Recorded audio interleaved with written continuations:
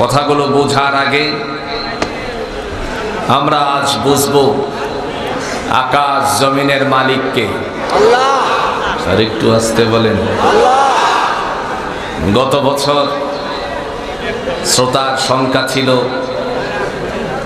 আপনার আর্জেন্টিনা আর হচ্ছে ব্রাজিলের খেলা। ঠিক, আমি ছিলাম তো, আমার যতটুকু মনে আছে আর্জেন্টিনা খেলা আপনাদেরকে নিয়ে গেছিল। আলহামদুলিল্লাহ আজ কোরআনের খেলায় আপনারা উপস্থিত হয়েছেন। আলহামদুলিল্লাহ। আলহামদুলিল্লাহ। আগে আয়াতের সরল অর্থ বুঝি, আলোচনা বুঝতে সহজ হবে। আল্লাহ বলছেন, বিসমিল্লাহির রহমানির রহিম।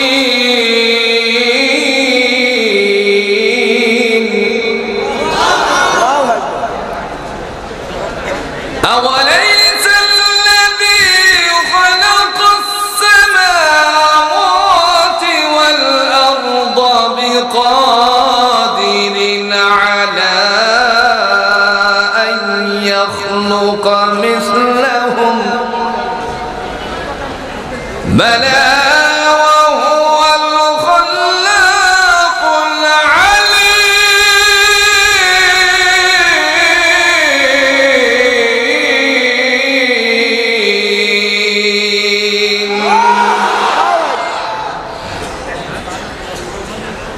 কোরআনুল হাকিম দিয়ে আল্লাহ রাব্বুল আলামিন বলেন, নবমণ্ডল এবং ভূমণ্ডলকে আমি আল্লাহ রাব্বুল আলামিন সৃষ্টি করেছি। তার মানে জোরে বলুন তো আমাদের স্রষ্টাকে। সাইয়্যিদুল মুরসালিন আহমদ মুস্তাফা সাল্লাল্লাহু আলাইহি সাল্লাম জাতির মাঝে তিনি যখন কোরআনের উপস্থাপনা করলেন, সেই সময় জাতির মানুষকে একত্রিত করে বললেন, ইয়া আইয়ুহান নাস, হে মানব সম্প্রদায়, তোমরা যদি বলো আল্লাহ ছাড়া কোনো ইলাহ নাই, আল্লাহ ছাড়া কোনো মালিক নাই, সার্বভৌমত্বের মালিক হলেন তিনি আল্লাহ, তিনি তোমাদেরকে কামিয়াবি দান করে দিবেন। আমার ভাইরা জুড়ে বলুন তো সেই আল্লাহ আছে কিনা? দলিল আছে? কথা কন না কে? দলিল আছে? আকাশ সৃষ্টি করেছেন কে? জমিন সৃষ্টি করেছেন কে? হুকুম চলবে কার? আল্লাহর জমিনে আল্লাহর দ্বীন কায়েম হলে জাতির মানুষের, সাধারণ মানুষের কোনো উপকার হবে। যেই মানুষগুলো নিরহ আছে তাদের উপকার হবে, চোর বাটপারদের এদেশে সবচেয়ে বড় ক্ষতিগ্রস্ত হবে। কোরআনুল হাকিমের নবী সাইয়্যিদুল মুরসালিন আহমদ মুস্তাফা সাল্লাল্লাহু আলাইহি ওয়াসাল্লাম তিনি ঘোষণা দিয়েছেন, আল্লাহর কোরআনের দিক নির্দেশনা দিতে গিয়ে তিনি বলেন, আস-সারিকু ওয়াস-সারিকাতু ফাকতু আইদিয়াহুমা, চোর এবং চুরিকারিনীর উভয়ের হাত কেটে দাও। যেহেতু কোরআনের আইন আছে, হাত কেটে দাও। আগামীকাল এক চোর ধরা পড়লে পরে তার যদি হাত কেটে দেওয়া হতো বাইতুল মুকাররমের সামনে, আপনারা বলুন তো গোটা বাংলার চোরেরা সবাই আল্লাহর ওলিতে পরিণত হয়ে যেত কিনা? তিনি বলেন, নবমণ্ডল ভূমণ্ডলের মালিক আমি। الذي خلق السماوات والأرض اتباقا ما ترى في خلق الرحمن من تفاوت فارجع البصر هل ترى من فطور। মহান আল্লাহ রাব্বুল আলামিন বলেন, আমি আসমান এবং জমিনটার স্তরবিন্যাস করেছি। এরপরে বান্দারে, এই স্তরবিন্যাসের পরে আমি যখন তোমাদের অবস্থা সম্পর্কে জানার জন্য ইচ্ছে পোষণ করলাম, আমি বললাম আকাশের দিকে তাকাও, বারংবার তাকাও। 100 কোটিবার তাকালে পরে তোমার দৃষ্টি তোমার দিকে ফিরে আসবে। আমি আল্লাহর তৈরির সাদে বিন্দু পরিমাণ ত্রুটি বিচ্যুতি ধরা পড়বে না। কে বলেছেন? আকাশ আমাদের জন্য কি ভাই? কথা বুঝেন না? আকাশ আমাদের জন্য কি? জমিন হলো বিছানা, আকাশ কি? দলিল আছে? বাবা বারবার একটা সিরিয়াল আছে অনেক সময় আগে, মহরম হোসেন 10 বছর বয়স, বাদাল বাড়ি। আহারে, বাবা মহরম হোসেন 10 বছর বয়স, বাদালপাড়া। হারিয়ে গেছে না? বাদাল বাড়ি, হ্যাঁ। হারিয়ে গেছে। যদি তুমি আমার শব্দ শুনতে পাও তাহলে মঞ্চে আসে। মঞ্চে আসার জন্য তোমাকে আহ্বান করা হচ্ছে। কেউ পায়েও থাকে তার মঞ্চে। আর কেউ পাইলে মঞ্চে পাঠিয়ে দিবেন। আবার ভাইরা, যে কথা বলছিলাম, আকাশ এবং জমিনের মালিক আল্লাহ, তিনি আমাদের জন্য জমিনটারে বিছানা বানিয়েছেন, আকাশটারে ছাদ বানালেন। জোরে বলুন তো, আল্লাহর কোরআনের তার দলিল আছে কিনা? আল্লাহ দলিল পেশ করছেন। তিনি বলছেন, বান্দা শোনো, তোমার জন্য আমার পক্ষ থেকে আকাশটারে ছাদ বানিয়েছি, আর জমিনটারে তোমার জন্য আমারই পক্ষ থেকে, দেখেন, জমিনকে বিছানা বানিয়েছি। আকাশ যখন ছাদ হয়ে গেল, জমিনকে আল্লাহ বিছানা বানিয়ে দিয়ে তিনি ডাক দিয়ে বলতেছেন, শোনো, আমার পক্ষ থেকে সব কিছু ফায়সালা করেছি। জোরে কন্যা সুবহানাল্লাহ। আল্লাযী জাআলা লাকুমুল আরদা ফিরাশান ওয়াস সামাআ বিনাআন আল্লাহ ওয়া আরসালা মিনাস সামা'i মাআন ফাআখরাজা বিহি মিনাস সামারাতি রিজকান লাকুম ফালা তাজআলু লিল্লাহি আনদাদান ওয়া আনতুম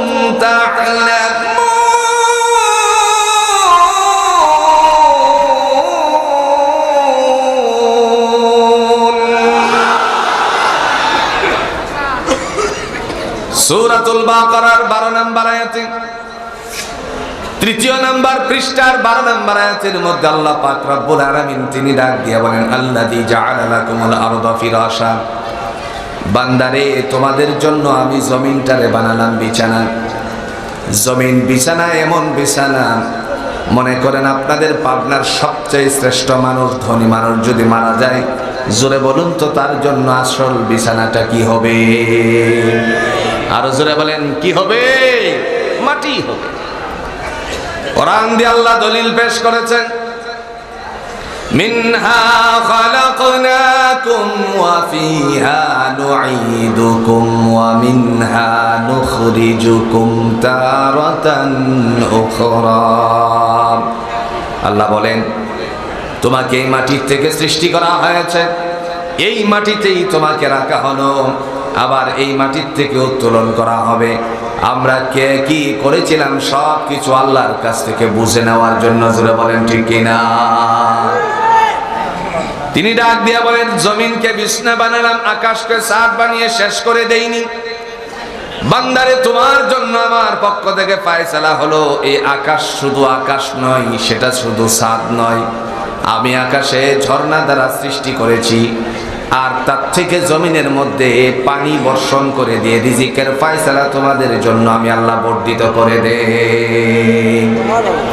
সেই আল্লাহ পাক রব্বুল আলামিন দেখে বলেন, দুনিয়ার এবং আখিরাত যাবতীয় যা কিছু আমি সৃষ্টি করেছি, সকল উপরে, জোরে বলুন তো, ক্ষমতা কার? আল্লাহরে বাদ দিয়ে যদি কেউ নিজের থেকে ক্ষমতার বাহাদুরি করে, তাহলে তার জন্য বিপদ আছে না নাই? ক্ষমতা যে আল্লাহ, এই কথাটা ভুলে গিয়েছিল আমার দেশের একজন,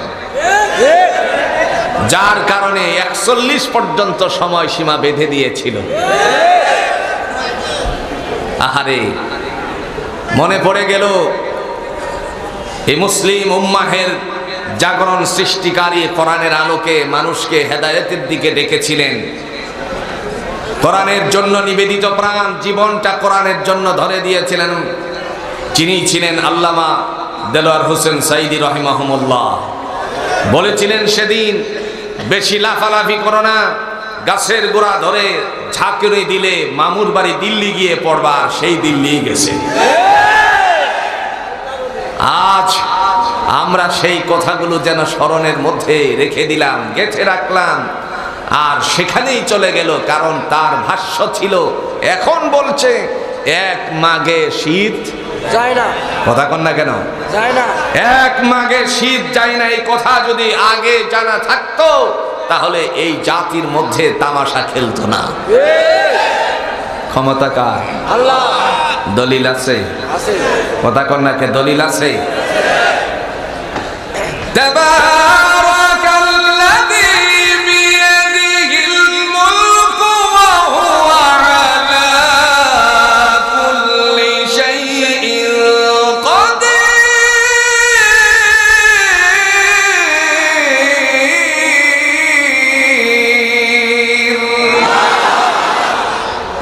আল্লাহ রাব্বুল আলামিন তিনি বলেন বরকতময় আমি রব, যার হাতে ক্ষমতা। ইন্নাল্লাহা আলা কুল্লি শাইইন কাদির, সমস্ত বস্তুর উপরে জুড়ে বলুন তো ক্ষমতা কার? ক্ষমতাধরেরা অল্প দিনের ক্ষমতা পেয়ে কোরআনের বিরুদ্ধে আচরণ করেছিল। এটা আজকের প্রথা নয়, দুনিয়ার জমিন থেকে আবু জাহেল চলে গেছে, কিন্তু আবু জাহেলের সাল্লি পাল্লি, আবু জাহেলের লতা সূত্র, তার অনুসারীরা জুড়ে বলুন তো বাংলার জমিনে আজও আছে কিনা? তবে এখন লুকায় আছে, কথা কন নাকি? এখন কোথায় আছে? আমি মিলান, আপনি কোরআন থেকে মিলান আবু জাহেলের কর্মকাণ্ডটা কি ছিল। বর্তমান অবস্থান থেকে আমরা একটু সার্ভ করে নেই। আবু জাহেলের কর্মকাণ্ড ছিল যেন কোরআন মানুষের কাছে দিলে পৌঁছাতে না পারে, রাসূলুল্লাহ সাল্লাল্লাহু আলাইহি ওয়াসাল্লামের কোরআন যেন মানুষ না শুনে বাধা সৃষ্টি করা, কথা কন না কেন? ঠিক তদ্রূপ বাংলাদেশে মুফাসসিরদেরকে আমরা লক্ষ্য করেছি বিগত দিনে দা দিয়ে পর্যন্ত মঞ্চে কুপাতে গেছে। মিলান তো কোরআনের সাথে, দেখেন তো মিলে কিনা। وقال الذين كفروا لا تسمعوا لهذا القرآن والغوا فيه لعلكم تغلبون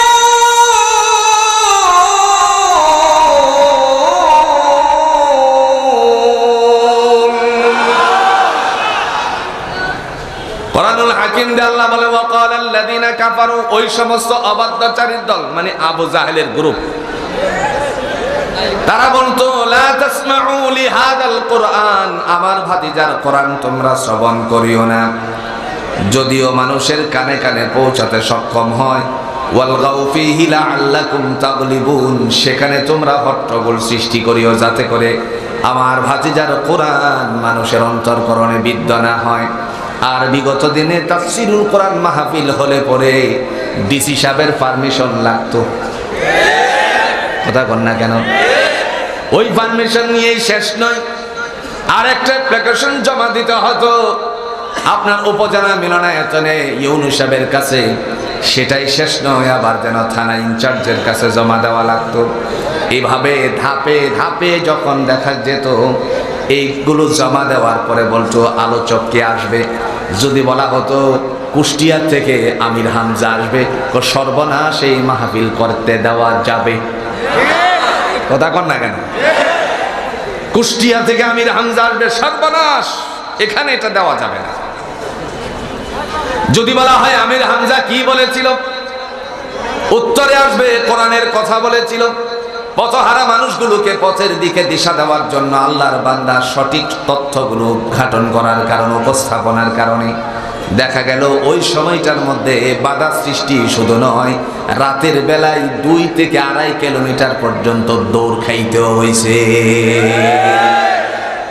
ওরা হলো আবু জাহেলের চাল্লি। মহান আল্লাহ রাব্বুল আলামিন ডাক দিয়া বলেন, বান্দারে, সর্বময় ক্ষমতার মালিক আমি আল্লাহ, তাবারাকাল্লাযী বিয়াদিহিল মুলকু ওয়া হুয়া আলা কুল্লি শাইইন কাদির। আল্লাহ বলেন রাজত্বময় আমি আল্লাহ, যার হাতে ক্ষমতা। ইন্নাল্লাহা আলা কুল্লি শাইইন কাদির, বরকতময় রব তিনি বলেন সমস্ত ক্ষমতা জুড়ে বলুন কার হাতে? সমস্ত বস্তুর উপরে আল্লাহ ক্ষমতাবান। এরপরে তিনি ডাক দিয়া বলেন, বান্দারে, দুনিয়ার জমিন নামক একটি জায়গাতে তোমারে পাঠালাম। কেন পাঠালাম জানো নাকি? সঠিককে সঠিক বলে বিবেচনা করবে, ব্যাঠিককে ব্যাঠিক বলে বিবেচনা করবে, আর সত্যকে উদ্ঘাটন করবে কোরআনের আলোকে। কারণ আমি কোরআন দিছি সত্যকে সত্য বলে বিবেচনা করানোর জন্য, মিথ্যাকে বানচাল করার জন্য। এবার আপনারা বলুন তো, কোরআন কি সত্য না মিথ্যা? দলিল আছে? কথা কন্যাকে দলিল আছে? আল্লাহ দলিল দেন। নাযালা আলাইকাল কিতাবা বিল হাক্কি মুসাদ্দিকাল লিমা বাইনা ইয়াদাইহি ওয়া আনজালাত তাওরাতা ওয়াল ইনজিল।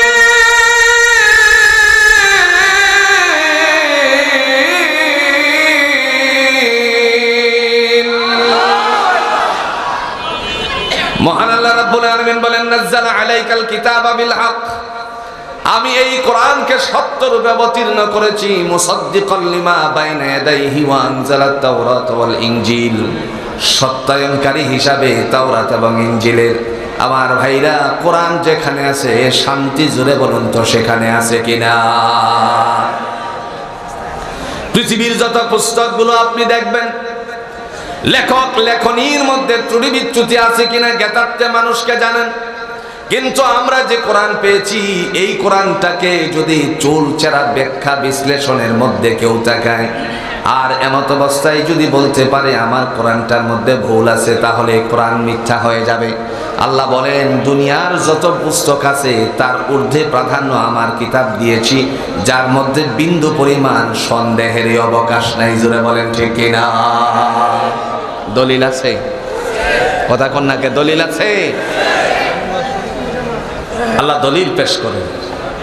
তোমরা এর দিকে একটু তাকাও, এটা আমার পক্ষ থেকে কিতাব। আলিফ লাম মিম, যালিকাল কিতাবু লা রাইবা ফীহি হুদাল লিল মুত্তাকিন।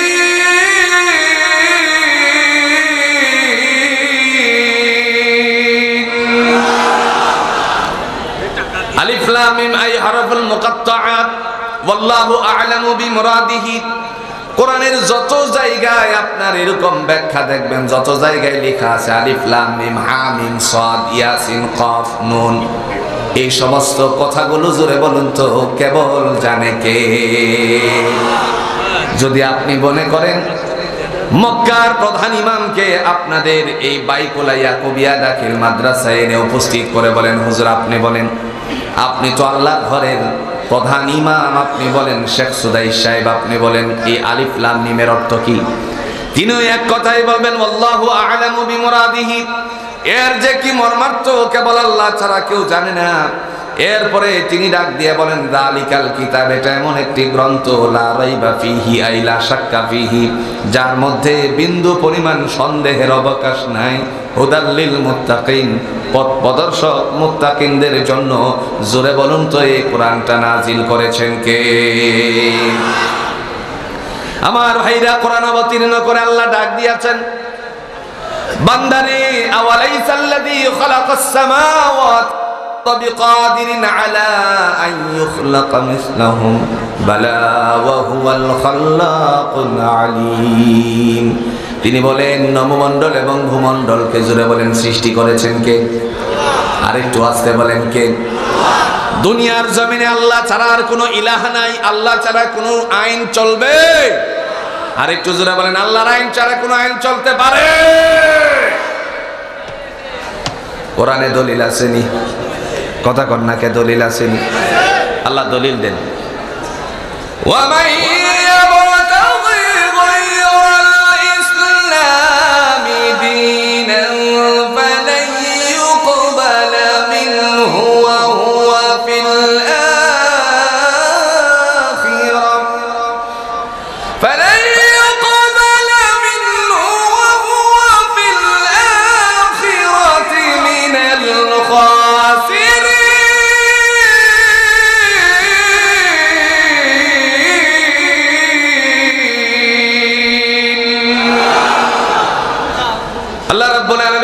ডাক দেয়া বলেন, ওমান ইয়াবতাগি গায়রাল ইসলামি দীনান ফালান ইউকবালা।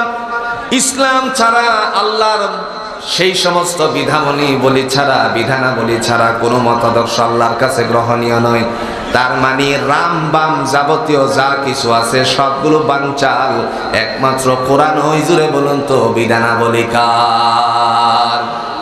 একমাত্র দিন। আর এর ছাড়া বাইরের কোনো কথা আসতে পারে? কথা বলেন, আসতে পারে? কোরআন দিয়ে আল্লাহ বলেন, ইন্নাদ দীনা ইনদাল্লাহিল ইসলাম, একমাত্র মনোনীত ধর্মের নাম হলো ইসলাম। আমার ভাইরা, সেদিন আল্লাহ পাক রব্বুল আলামিন ডাক দিয়ে বলবেন, যেদিন ময়দানে হাসর হবে, সবাই মৃত্যুবরণ করব, দুনিয়ার জমিন থেকে চলে যেতে হবে। যাওয়ার পূর্ব মুহূর্তে আল্লাহ পাক রব্বুল আলামিন ফয়সালা করে দিয়েছেন। নবী মুহাম্মদুর রাসূলুল্লাহ সাল্লাল্লাহু আলাইহি সাল্লাম বলেন, আসআদুন নাসি বিশাফাআতি ইয়াউমাল কিয়ামাহ, তাদের জন্য আমি নবীর সুপারিশ কিয়ামতের ময়দানে ধার্য হয়ে যাবে, যাদের অন্তরকরণ থেকে এই কথা বলেছিল, মান ক্বালা লা ইলাহা ইল্লাল্লাহু খালিসান কলবিহি আও নাফসি, যারা অন্তরের অন্তঃস্থল থেকে বলেছিল আল্লাহ ছাড়া কোনো ইলাহা নাই, মাবুদ নাই, তাদের জন্য আল্লাহ বলেন, তোমাদের জন্য আমি নবীর সুপারিশ, আল্লাহ পাক রব্বুল আলামিনের হাবিব বলেন, আমার সুপারিশ ওয়াজিব হয়ে যাবে। সুবহানাল্লাহ বলেন।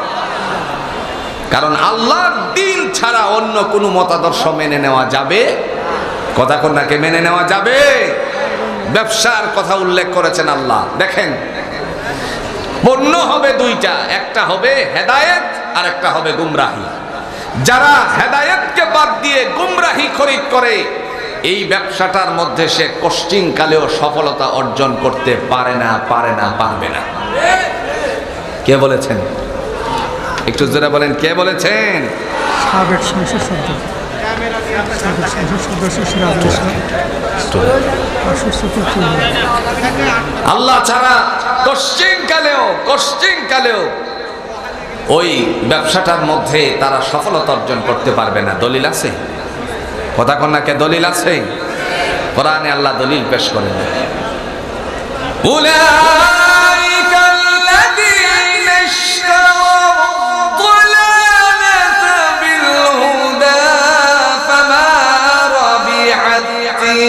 تجارتهم وما كانوا مهتدين।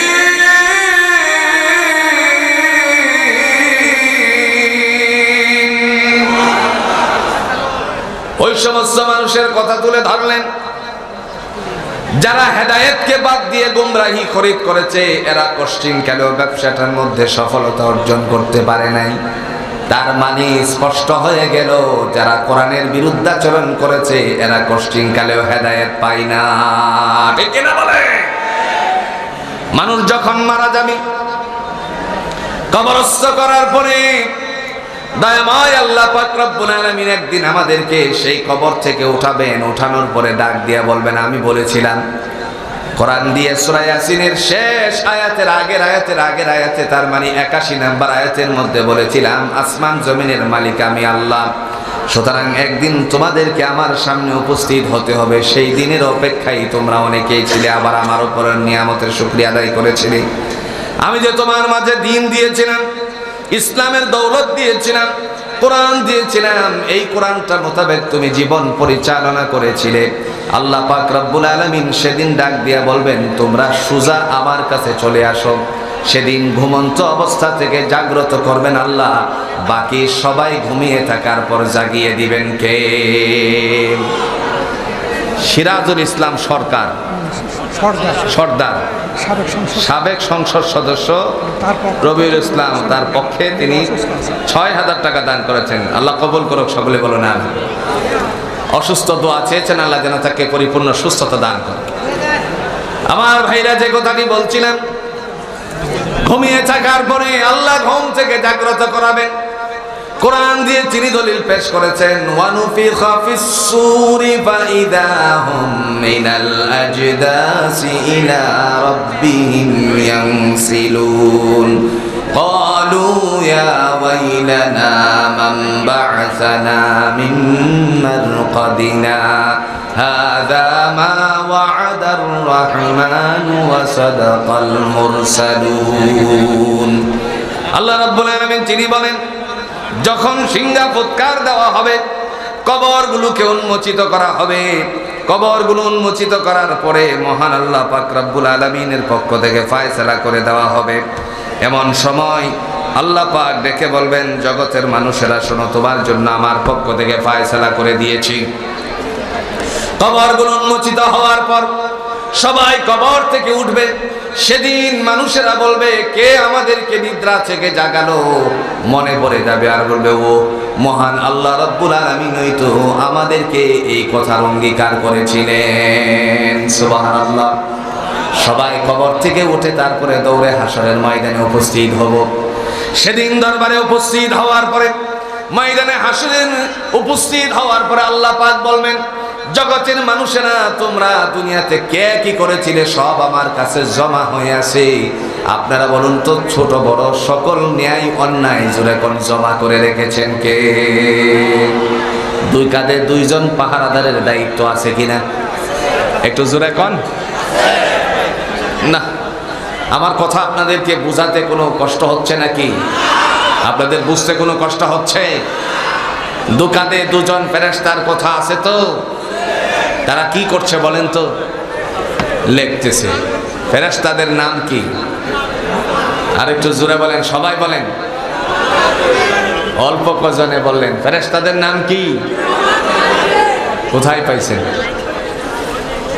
কোথায় পাইছেন? কিরামান কাতিবিন ফেরেশতার নাম কোরআনে তো কোথাও আমি পাই না। আপনারা বলতে পারেন আমরা সূরাতুল ইনফিতারে পেয়েছি। দেখেন কি পেয়েছেন, কিরামান কাতিবিনা ইয়ালামুনা মা তাফআলুন। এই তো নাকি? কিরামান শব্দের অর্থ নেন। আল্লাহ বলেন কিরামান শব্দের অর্থ হলো সম্মানিত, কাতিবিন মানে লেখক সমূহ। বান্দারে তোমরা কি করো আর না করো, লেখনের জন্য আমি আল্লাহ দুজন সম্মানিত ফেরেশতা নিয়োগ দিয়েছি। সুবহানাল্লাহ বলে। এইগুলো লিখে রাখার জন্য জোরে কোন খাতার দরকার আছে কিনা? একটু আস্তে কোন আসেনি? এখন আপনাদের কাছে প্রশ্ন হলো, আল্লাহর কাছে কোনো খাতা আসেনি? আওয়াজ দেয় না রে। আল্লাহর কাছে খাতা আছে? পাবনার মানুষ তো সচেতন, বলেন আল্লাহর কাছে খাতা আছে? আছে। আপনার যদি সন্তানের খাতা পুড়িয়ে যায়, তার জন্য খাতার বন্দোবস্ত করেন। আল্লাহ বলেন আমার কাছেও খাতা আছে, আর আমার কাছে কলমও আছে। কথা কোন আসেনি? কোরআনে একটা সূরার নাম হলো সূরাতুল কলম। আল্লাহ বলেন নুন ওয়াল কলামি ওয়া মা ইয়াসফুরুন।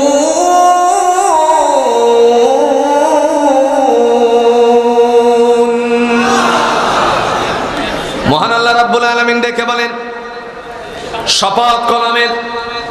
যিনি কলম চালানোর জন্য দায়িত্ব দিয়েছেন যাদেরকে, এদের মধ্যে কলম উল্টা পাল্টাও চালাইছিল। কথা কর না কেন? আমরা লক্ষ্য করেছি কলম যারা উল্টা চালিয়েছিল, বাংলার জমিনে তাদের বিচারও সেইভাবেই হয়েছে। আজ যেন মনে পড়ে গেল সেই মানিক্যের কথা। কথা বুঝতেছেন? কার কথা? যে বলেছিল আমি দেলোয়ার হোসেন সাইদি তার ফাঁসিটা দিতে পেরে নিজেকে ধন্য মনে করেছি, কিন্তু কার্যকর করতে পারলাম না, এটা আমার মনে আক্ষেপ। আল্লাহ বলেন মৌতুল আলিমি কা মৌতুল আলম, জগতের আলেমের মৃত্যু আমার আলমের জগৎটার মৃত্যু হয়ে যায়।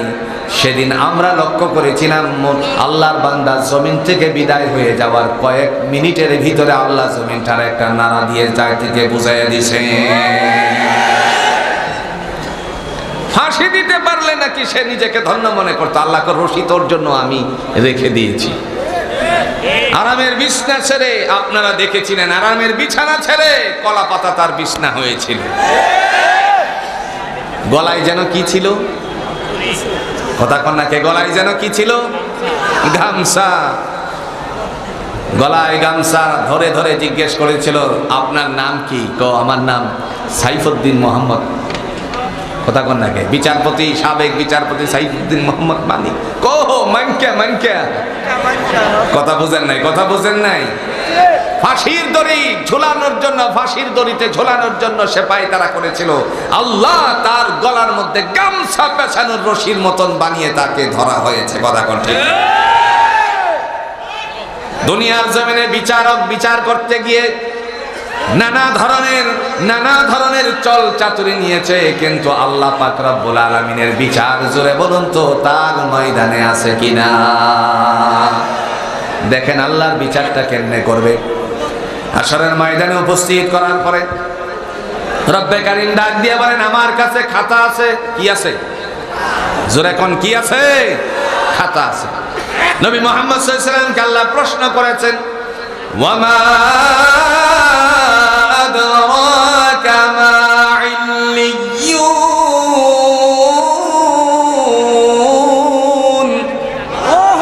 নবী গো, ইল্লিয়ুন সম্পর্কে আপনি কিছু জানেন নাকি?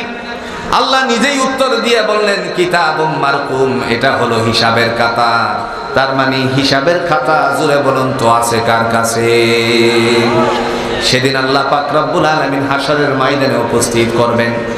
উপস্থিত করার সময় দুইটা ভাগে ভাগ করবেন। প্রথমত কয় দল? জুড়ে কোন কয় দল? প্রথমত হবে দুই দল।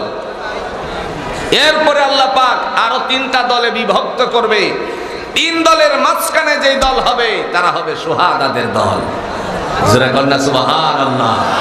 এই জাতির জন্য লাল সবুজের পতাকাকে ধরে রাখার জন্য আবু সাইদের মতন যারা বিপ্লবে অংশগ্রহণ করে জীবন বিলিয়ে দিয়েছে, আগামী দিনে কোরআন রক্ষা করার জন্য যারা নিজের জীবনটাকে বিলিয়ে দিবে, আল্লাহ তাদেরকে শাহাদাতের মওত দান করে ময়দানে হাসরে মাথা উঁচু করে দিবে।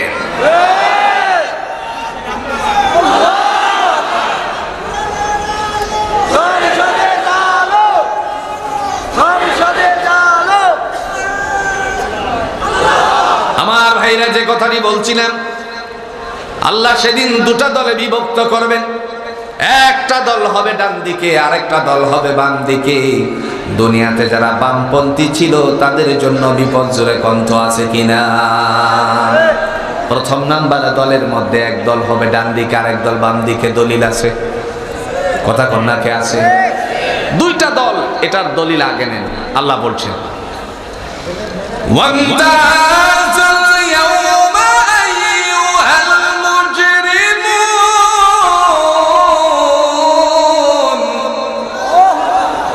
আলাম আ'হাদ ইলাইকুম ইয়া বানি আদম আল্লা তা'বুদুশ শাইতান ইন্নাহু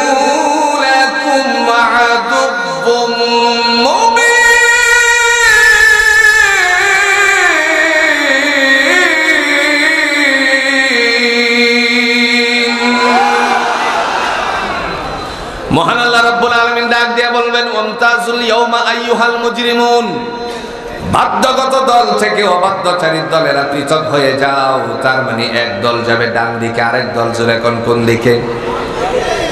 বাম দিকে যারা যাবে তাদেরকে আল্লাহ পাক রব্বুল আলামিন ডেকে বলবেন, তোমরা দাঁড়ানোর কোনো সুযোগ নাই, সোজা জাহান্নামে চলে যাও। এরা হলো আবু জাহেলের গ্রুপ। কথা কোন কার দল? জোরে কোন কার দল? যারা ইসলাম গ্রহণ করে নাই। আল্লাহ বলবেন সোজা চলে যাও। দলিল আছে? কথা বুঝেন নাই? দলিল আছে? আল্লাহ দলিল দেন। والذين كفروا وكذبوا بآياتنا أولئك أصحاب النار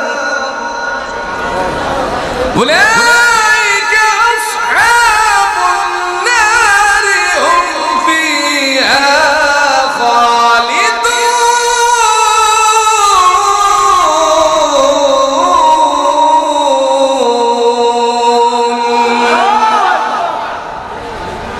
মহান আল্লাহ রাব্বুল আলামিন তিনি ডাক দিয়া বলেন, ওয়াল্লাযিনা কাফারু, আর যারা অবাধ্যচারীর দল মানে কাফের, আবু জাহেলের গ্রুপ, ওয়াকাযযাবু বিআয়াতিনা, যারা আমার কোরআনের সাথে মিথ্যা ব্যবহার করেছে উলাইকা আসহাবুন নার, তারা হলো জাহান্নামবাসী। হুম ফিহা খালিদুন, আর অনন্তকালের জন্য জোরে বলুন তো জাহান্নামে পাঠিয়ে দিবেন কে? এখন দল কয়টা? কথা কন্যাকে কয়টা? সেদিন আল্লাহ রাব্বুল আলামিন ডাক দিয়া বলবেন, ইয়াউমা হুম বারিজুনা লা ইউখফা আলাল্লাহি মিনহুম শাই লিমানিল মুলকুল ইয়াউম লিল্লাহিল ওয়াহিদিল কাহ্হার।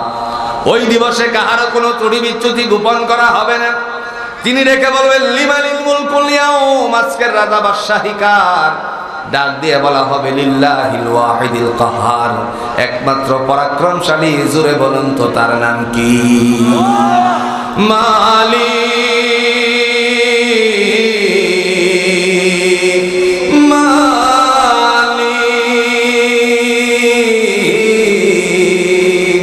মালিক।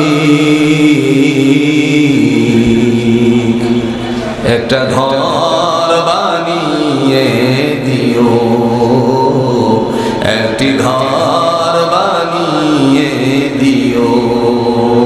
মালিক তুমি জান্নাতে, তোমার কাছে আমার একটা ঘর বানিয়ে দিও, একটি ঘর বানিয়ে দিও। আল্লাহ আমাদের সকলের জন্য জান্নাতে ঘর বানিয়ে দেয়। সকলে বলেন আমিন। সেদিন মহান আল্লাহ রাব্বুল আলামিন ডাক দিয়া বলবেন, কাহারও ত্রুটি বিচ্যুতি গোপন করা হবে না। কে কি করছিলে সব তোমার হাতের মধ্যেই আছে, দেখো, নিজেরটা নিজে করো। সুবহানাল্লাহ বলছেন না? আপনি সেদিন বলবেন, আল্লাহ আমি যে দুনিয়াতে ছোট্ট একটা আমল করেছিলাম, রাস্তা দিয়ে যাওয়ার সময় আপনাদের এই যে বাইকুলা ইয়াকুবিয়া দাখিল মাদ্রাসায় একটা হাদিসের কিতাব পড়ানো হয়, যার নাম হলো মিশকাতুল মাসাবিহ। মিশকাতুল মাসাবিহ কিতাব ঈমান অধ্যায়ের, তার মানে কিতাবুল ঈমান অধ্যায়ের হাদিসটুকু বর্ণনা করা আসছে একজন মুসলমান অপর মুসলমানের জন্য কি রাখে। আল্লাহর নবী ঘোষণা দিয়ে বললেন, আল মুসলিম আখুল মুসলিম সিত্তু খিসালিন, একজন মুসলমান অপর মুসলমানের জন্য 6টা হক রাখে। তন্মধ্যে একটা হকের নাম হলো কাফুল আযা, কষ্টদায়ক বস্তু রাস্তা থেকে সরিয়ে ফেলা। আপনি যে রাস্তা দিয়ে যাওয়ার সময় একটা কলা খেয়ে চুলাটারে রাস্তায় ফেলে রেখেছিল, সেটা দেখার পরে আপনার মনে মনে চিন্তা আসলো, কেউ যদি এই দিক দিয়ে যায়, তখন বাইকটারে ব্রেক করলে পরে সেই ব্রেকটা ধরার পর বাইক পড়ে তারপরে দেখা গেল পা ভেঙে যেতে পারে। কিংবা দেখা গেল কোনো বাচ্চা যদি দৌড় দেয়, দৌড় দেওয়ার সময়ে পিছলি খেয়ে বাচ্চা পরে ঠ্যাং ভেঙে যেতে পারে। সেই জন্য আপনি আস্তে করে তারে কিনারায় নিয়ে রেখে দিলেন। এই যে ছোট্ট একটা কাজ করলেন, আল্লাহর নবী ঘোষণা দিয়ে বললেন, বান্দা তুমি মুসলমানের 6টা হকের একটা হক আদায় করেছো। এই যে ছোট্ট হক আদায় করার কারণে মহান আল্লাহ পাক রব্বুল আলামিন দেখে বললেন, ছোট কাজটাও তোমার আমলনামার মধ্যে আমি আল্লাহ জমা করে রেখেছি। দলিল আছে, কথা কন্যাকে দলিল আছে।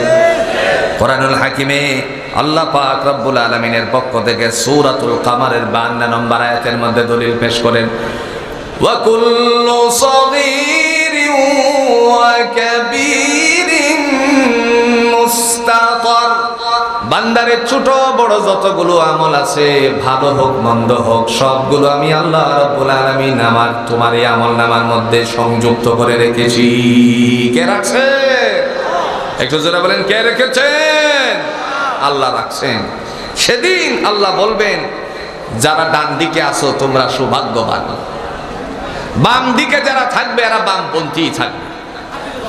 যাদের অন্তরকরণের ভিতরে কোরআনের কথা ভালো লাগতো না, আল্লাহর জমিনে আল্লাহর দ্বীন কায়েম হোক এই ইচ্ছা পোষণ যাদের অন্তরে ছিল না, কোরআন আল্লাহর বিধান সেটা বাস্তবায়িত হোক সেটা তারা চাইতো না, ওদের কাছে এটা ভালো লাগতো না। আল্লাহ পাক রব্বুল আলামিন বলেন, যারা বামপন্থী ছিলে তোমরা বাম দিকে চলে যাও, আর যারা ডানপন্থী ছিলে তাদের জন্য ডান দিকে দাঁড় হওয়ার জন্য যোগ্যতা পয়দা করে দিবেন কে?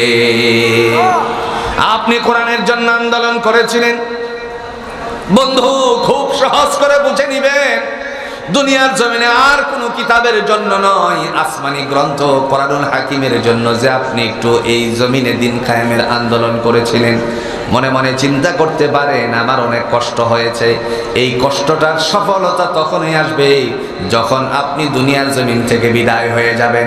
হয়তো এমন না হতে পারে আপনার জীবদ্দশায় সেই জমিনে আল্লাহর বিধান বাস্তবায়ন না হতে পারে, কিন্তু কোনো একদিন হলে পরে আপনার এই প্রচেষ্টার দ্বারা অব্যাহত হিসাবে হাশরের ময়দানে মহান আল্লাহ পাক দেখিয়ে কবর পর্যন্ত বান্দার আমলনামায় পৌঁছাতে থাকবে। কে করে দিবেন? একটু জোরে বলেন, কে করে দিবেন? সেদিন আল্লাহ রাব্বুল আলামিন ডাক দিয়ে বলবেন, জগতের মানুষেরা তোমাদের জন্য আমি আল্লাহর পক্ষ থেকে ফায়সালা করেছিলাম, ওয়া কুল্লু সগীরিন ওয়া কাবীরিন মুস্তাতর, যত ছোট বড় যা কিছু করেছো সব তোমার আমলনামার মধ্যে জমা আছে। সুবহানাল্লাহ বলতেন। এরপরে আল্লাহ বলেন, এবার আসো সামনে। তিনি বলতেছেন, যাদের ডান হাতে আমলনামা যাবে তাদের জন্য সৌভাগ্যবান, তারা নিজেরা নিজেরটাই পড়বে। فأما من أوتي كتابه بيمينه فيقول هاؤم اقرءوا كتابيه। আল্লাহ ডেকে বলবেন, যাদের ডান হাতে আমলনামা চলে গেল তোমাদের আমলনামা নিজেরাই পড়ো। আর সেটা যখন বান্দা পড়বে সাথে সাথে মুস্কি একটা হাসি দিয়ে বলবে, ইন্নী যানানতু আন্নী মুলাকিন হিসাবিয়া। আয় আল্লাহ, আমি জানতাম আমাকে হিসাবের সম্মুখীন করা হবে, এই কারণে আমি তোমার কথাগুলো শুনেছি, ভালো কাজগুলো করেছি। কোরআন তুমি পাণ্ডুলিপি দিয়েছিলেন, কোরআনের কথাগুলো আমি মেনে চলেছি, অনুশাসন মেনে চলেছি। তোমার জমিনের মধ্যে তা বাস্তবায়ন হোক তার জন্য আমি প্রচেষ্টা করেছি। আহকামাতগুলো যা আছে সমস্ত আহকামাতগুলো আমি পালন করেছি। আল্লাহ পাক রব্বুল আলামিন ডেকে বলেন, বান্দারে ফামান ইয়ামাল মিসকালা যাররাতিন খায়রান ইয়ারা ওয়া মান ইয়ামাল মিসকালা যাররাতিন শাররান ইয়ারা। যাররা পরিমাণ, অনুপরিমাণ, সরিষা দানা পরিমাণ, শুধু সরিষা দানা নয়, মক্কার সবচেয়ে বড় লাইব্রেরি যেটা হলো রাসূলুল্লাহর বাড়ির জায়গাটার মধ্যে অবস্থিত, দোতলা একটা বিল্ডিং আছে, আপনারা হজ করতে গিয়ে দেখেছেন। আবার সৌদি আরবে দীর্ঘদিন থাকার পর আপনারা লক্ষ্য করেছেন ওইখানে আমি বহুবার ঢুকেছি, এখনটা ঢোকাটা অনেক কষ্টসাধ্য। আমার কথা বলার উদ্দেশ্য হলো সেখানে একটি সবচেয়ে বড় তাফসীর আছে, রাইসুল মুফাসসিরিন যাকে বলা হয়, হযরত ইবনে আব্বাস নাম। আর ইবনে আব্বাস রাদিয়াল্লাহু তাআলা আনহুর নামে যে তাফসীরটা আছে তার নাম হলো তাফসীর ইবনে আব্বাস। আমি এই আয়াতে কারিমার অনুর ব্যাখ্যা লিখতে গিয়ে তারা বলেন, সরিষা দানা পরিমাণ যার নেক আমল আছে, সরিষা দানাই শুধু নয়, সরিষা দানারে যদি 70টি খণ্ড করা হয়, একটা খণ্ডে দেখেন 70 খণ্ডের এক খণ্ড পরিমাণ যদি কাহার নেক আমল অথবা বদামল থাকে, আল্লাহ পাক রব্বুল আলামিন ডেকে বলেন, বান্দারে সেটাও তোমার আমলনামার মধ্যে আমি জড়ো করে দিয়েছি। সেদিন আল্লাহ ডেকে বলবেন, যাদের ডান হাতে আমলনামা চলে আসছে তারা কতই না সৌভাগ্যবান। কথাগুলো কার? একটু আসছে এখন, কথাগুলো কার? আল্লাহ বলতেছেন, فأما من أوتي كتابه بيمينه فسوف يحاسب حسابا يسيرا।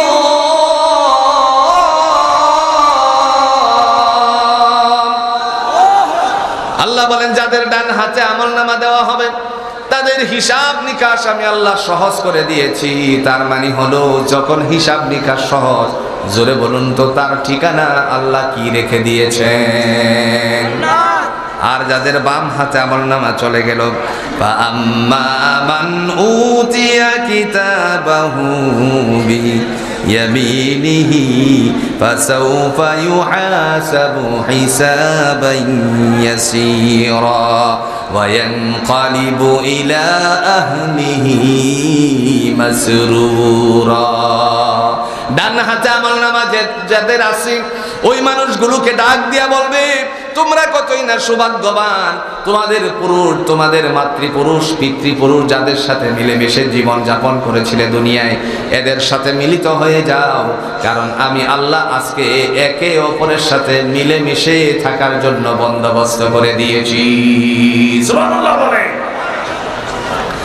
আর সেদিন ডাক দেওয়া হবে যাদের বাম হাতে আমলনামা গেছে, ওই সমস্ত মানুষগুলোকে দেখে দেখবেন আল্লাহ বলবেন, ওয়া আম্মা মান উতিয়া কিতাবাহু ওয়ারাআ যহরিহি ফাসাউফা ইয়াদউ সুবুরা। তাদের আমলনামা পশ্চাতে দেওয়া হবে। খুব ভালো করে বুঝেন, পশ্চাতে কেমনে দিবেন, তার উদ্দেশ্য আল্লাহ কি নিয়েছেন। মহান আল্লাহ পাক রব্বুল আলামিন বলেন, বাম হাতে আমলনামা দিয়ে এই আমলনামাটারে আস্তে করে বান্দা কেমনে পড়বে, পড়ার জন্য তার বন্দোবস্ত করা হবে। হাতটাকে ঘুরিয়ে বুকের ভিতরে ঢুকিয়ে তারপরে পিছনের দিকে নিয়ে যাওয়া হবে। পিছনের দিকে নিয়ে যাওয়ার পরে মহান আল্লাহ পাক রব্বুল আলামিন দেখে বলবেন, তোমার আমলনামা তুমি পড়ো। সেদিন মানুষেরা ডাক দিয়ে বলবে, আল্লাহ আমার চেহারা হলো সামনের দিকে আর হাত চলে গেল পিছনের দিকে, আমারটা আমি কেমনে পড়ি? আল্লাহ বলেন, ও আমার ফেরেশতা, চেহারাটা তার পিছনে দিয়ে দাও। তার মানে ঘাটটাকে মটকিয়ে দিয়ে চেহারা যখন পিছনে দিয়ে দেওয়া হবে, ওই সময় আল্লাহর বান্দা তখন চিৎকার দিয়ে বলবে, আল্লাহ তোমার কাছে আমার আরাধনা, ফাসাউফা ইয়াদউ সুবুরা। আল্লাহ তুমি আমাকে মৃত্যু দিয়ে দাও। আল্লাহ বলবেন, আর মরণ দেওয়ার কোনো সুযোগ, কথা বলেন না কেন, সুযোগ আর মরার কোনো সুযোগ নাই। মরা দুনিয়াতেই শেষ, আর আখিরাতের জমিনে মৃত্যুর কোনো সুসংবাদ দুঃসংবাদ পাওয়ার সম্ভাবনা নাই। দুনিয়ায় মারা গেলে পরে একটি সুখ সংবাদ বলে আখ্যায়িত করা হয়, কথা বলেন ঠিক কিনা, কিন্তু আখিরাতের জমিনে আর মরার কোনো সুযোগ নাই, খালি পিটনি। সেদিন কিছু মানুষেরা ডাক দিয়ে বলবে, আল্লাহ দুনিয়ার জমিনে আমি অনেক সম্পদশালী ছিলাম, আমি অনেক নেতা, বড় বড় নেতা ছিলাম, আজকে আমার সম্পদ কোন জায়গায় গেল? আল্লাহ পাক রব্বুল আলামিন ডাক দিয়ে বলেন, তোমার সম্পত্তি তোমার থেকে বানচাল হয়ে গেল। ক্ষমতাধর, ক্ষমতা যার ছিল, একটু ক্ষমতা পেয়ে তারপরে মানুষের উপর জুলুম করতো। জোরে বলেন, এরকম মানুষ আছে কিনা? গেছেনি, গেছেনি, ক্ষমতা পেয়ে জুলুম করেছিল, আর এই জুলুমের বিচার আল্লাহ জমিনের মধ্যেই দিয়ে মানুষের কাছে প্রমাণ করে দিয়েছেন তিনি আছেন। একটা সহজ করে উদাহরণ দিলে বুঝবেন, আল্লাহ ছাড় দেয় কিন্তু ছেড়ে, একটু জোরে বলেন, ছেড়ে দেন না। একটা উদাহরণ দিচ্ছি, মনে করেন আজকের মাহফিলে এসেছে, আবার কোনো সময় দেখা যায় অনেক সময় মেলা হয়, মাহফিলেও যে বড় মেলা হয়েছে, আমার আসতে এতটুকু সময় আসতে আমার খুব কাহিল লেগে গেছে। মেলার থেকে একটা গুড়ি কিনলো, মনে করেন গুড়ি কিনে সুতা নিয়ে বাসায় গেল, সকালে সে চলে গেল একটু বাতাস পেয়ে গুড়ি উড়াবে, গুড়ি শেষ পর্যন্ত উড়ালো। গুড়ি উড়ানোর পরে দেখা গেল সন্ধ্যা আসার আগে আস্তে আস্তে করে গুড়ির সুতাটি বলতে শুরু করলো মালিক ছেলেটি। গুড়ি একবার এদিকে যায়, আরেকবার ওদিকে যায়, মালিককে যেন বলে, মালিক শত চেষ্টা করলেও আপনার কাছে আমি ধরা দিব না, কিন্তু শেষ পর্যন্ত মালিকের কাছে ধরা দেওয়া লাগে কি লাগে না? আল্লাহ বলেন, হে জগতের মানুষেরা শোনো, আমি আল্লাহ ছাড় দেই, ছেড়ে দেই না, কষ্টিন কালেও চিন্তা করবে না যে তোমার ধরাশয়ী হবে না। পৃথিবীতে যদি কোনো সত্য কথা থাকে তাহলে একটা চিরন্ত সত্য কথা হলো, ওয়াজা সাখরাতুল মাউত বিল হক, মৃত্যুর যন্ত্রণা চিরন্ত সত্য। জোরে বলেন ঠিক কিনা? অল্প দিনের ক্ষমতা পেয়ে আমার দেশের মেধা কিভাবে শূন্য করা যায় সেই পরিকল্পনা ভারতের নীল নকশাগুলো আমার দেশের মধ্যে বাস্তবায়ন করার চেষ্টা করেছিল। চিন্তা করেন তো একবার, বেটারে বেটি বানিয়ে দিছে। ভুল বলেছি কি? কথা কন্যাকে ভুল বলেছি? বেটারে কি বানিয়ে দিছে? গল্প বানিয়েছে শরীফ থেকে, আপনারা ভুলে গেছেন, শরীফ থেকে শরীফা। এই শরীফাকে যদি মনে করেন গাজীপুরের কাশেমপুর কারাগারে বেটারে যেটা বেটি বানালো, এই শরীফারে যদি গাজীপুর কাশেমপুর কারাগারে মহিলাদের সাথে 1 বছর কারাদণ্ড দেওয়া হতো, তাহলে দেখা যেত 1 বছর পর জামিনে আসলে পরে এদের সাথে, এই শরীফার সাথে আরো মহিলারা বেরিয়ে আসছে, মোটামুটি ভাবে অনেকেরই স্বাস্থ্য বেড়ে যেত। কথা বুঝেন নাই? বুঝেন নাই? স্বাস্থ্য কোন দিক দিয়ে দেখিয়েছি বাড়তো? এই যে এই যে এই যে বুঝছেন কি? বুঝছেন কি? শরীফ সর্বনাশ করে দিত, স্বাস্থ্য বাড়িয়ে দিত মহিলাদের। এই রাম বামের কথা শুনে আমার দেশটাকে অস্থিরতার জন্য, আমার দেশের মেধা শূন্য করে দিয়ে এদেশ কায়স্থ করতে চেয়েছিল ভারতের। কথা বলেন ঠিক কিনা? যার নীল নকশাগুলো আজ আমরা লক্ষ্য করছি, ভারতের আসাম রাজ্য থেকে বাংলাদেশে চট করে ঢুকে যাওয়ার জন্য আবার তারা দলে দলে পাইকারা শুরু করেছে। আমরা বলি আসো, এই জাতীয় অভ্যুত্থানের মাধ্যমে এই জাতি বুঝিয়ে দিয়েছে গোটা বিশ্ববাসীকে, বাঙালি জাতি মাথা উঁচু করে দাঁড়াতে পারে। ভুলে যেও না সেই ভারতের মানুষেরা, যেদিন পূর্ব পাকিস্তান আমরা ছিলাম, সেদিন তোমাদের থেকে যেদিন আলাদা হয়েছিল, 30টা ট্যাঙ্কে বুকে মাইন ফিটিং করে বাঙালিরা এই পূর্ব পাকিস্তান আর পশ্চিম পাকিস্তানে বিখণ্ডিত করেছিল।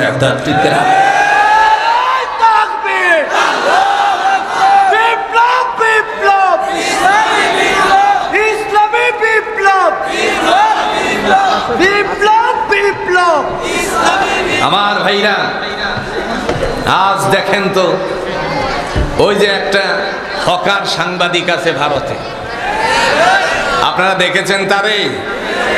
ওরে আল্লাহ রে, কি লাভ দেয় রে বাবা! ওটা হকার সাংবাদিক, মলম বিক্রিতে লাগিয়ে দিলে আমার মনে হয় খুব ভালো বিক্রি হতো। আমার মনে হয় ওই যে ইন্ডিয়ান বাম আছে, হ্যাঁ, নিক্স, এরপরে আপনার শ্রীপুরের ট্যাবলেট খাওয়ানোর জন্য মনে করেন যদি হকারির মধ্যে লাগিয়ে দেওয়া হতো তাহলে ভালো হতো।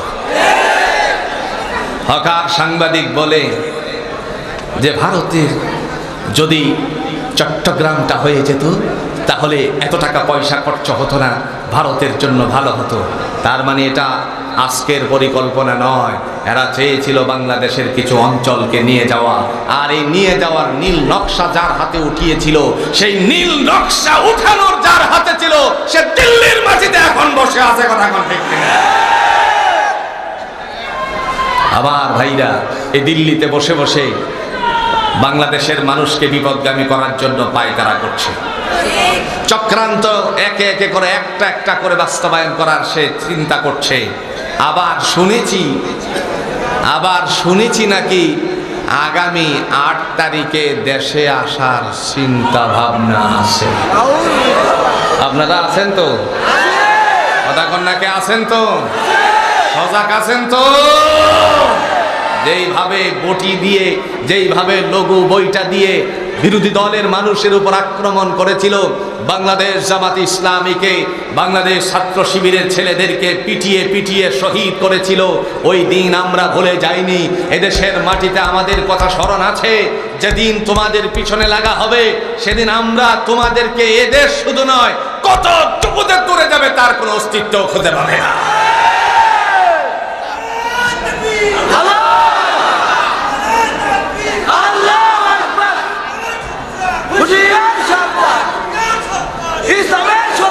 ভারত থেকে দেখেন, ভারত থেকে বাংলাদেশে আসার জন্য কত না পায়তারা করতেছে। আসুক, বলা ছিল আপনাদের পক্ষ থেকে খেলা হবে। কথা কন্যাকে, আপনাদের ভাষা আপনাদেরকেই ফিরিয়ে দেওয়া হবে। খেলা হবে, হবে ইনশাআল্লাহ, খেলা হবে। আজ তাদের অস্তিত্ব খুঁজে পাওয়া যাচ্ছে না, কে কোথায় আছে লুকিয়ে বলতেও চাই না। কথা কন না কেন? এটা দেখেন তো কোরআনের সাথে মিলান।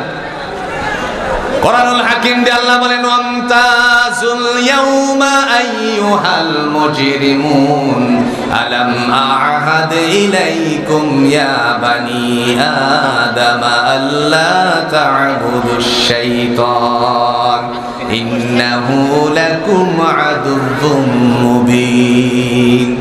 বাধ্যগত দল থেকে অবাধ্যচারীর দলকে যখন আল্লাহ বলবে পৃথক হয়ে যাও, সেদিন পৃথক করে দিলে পরে ওই মানুষেরা বিপদগামী কেমনে হবে? আজ আমরা লক্ষ্য করেছি কোরআনে আল্লাহ বলছেন ওয়াত্তাকু ইয়াউমান লা তাজজি নাফসুন আন নাফসিন শাইআ।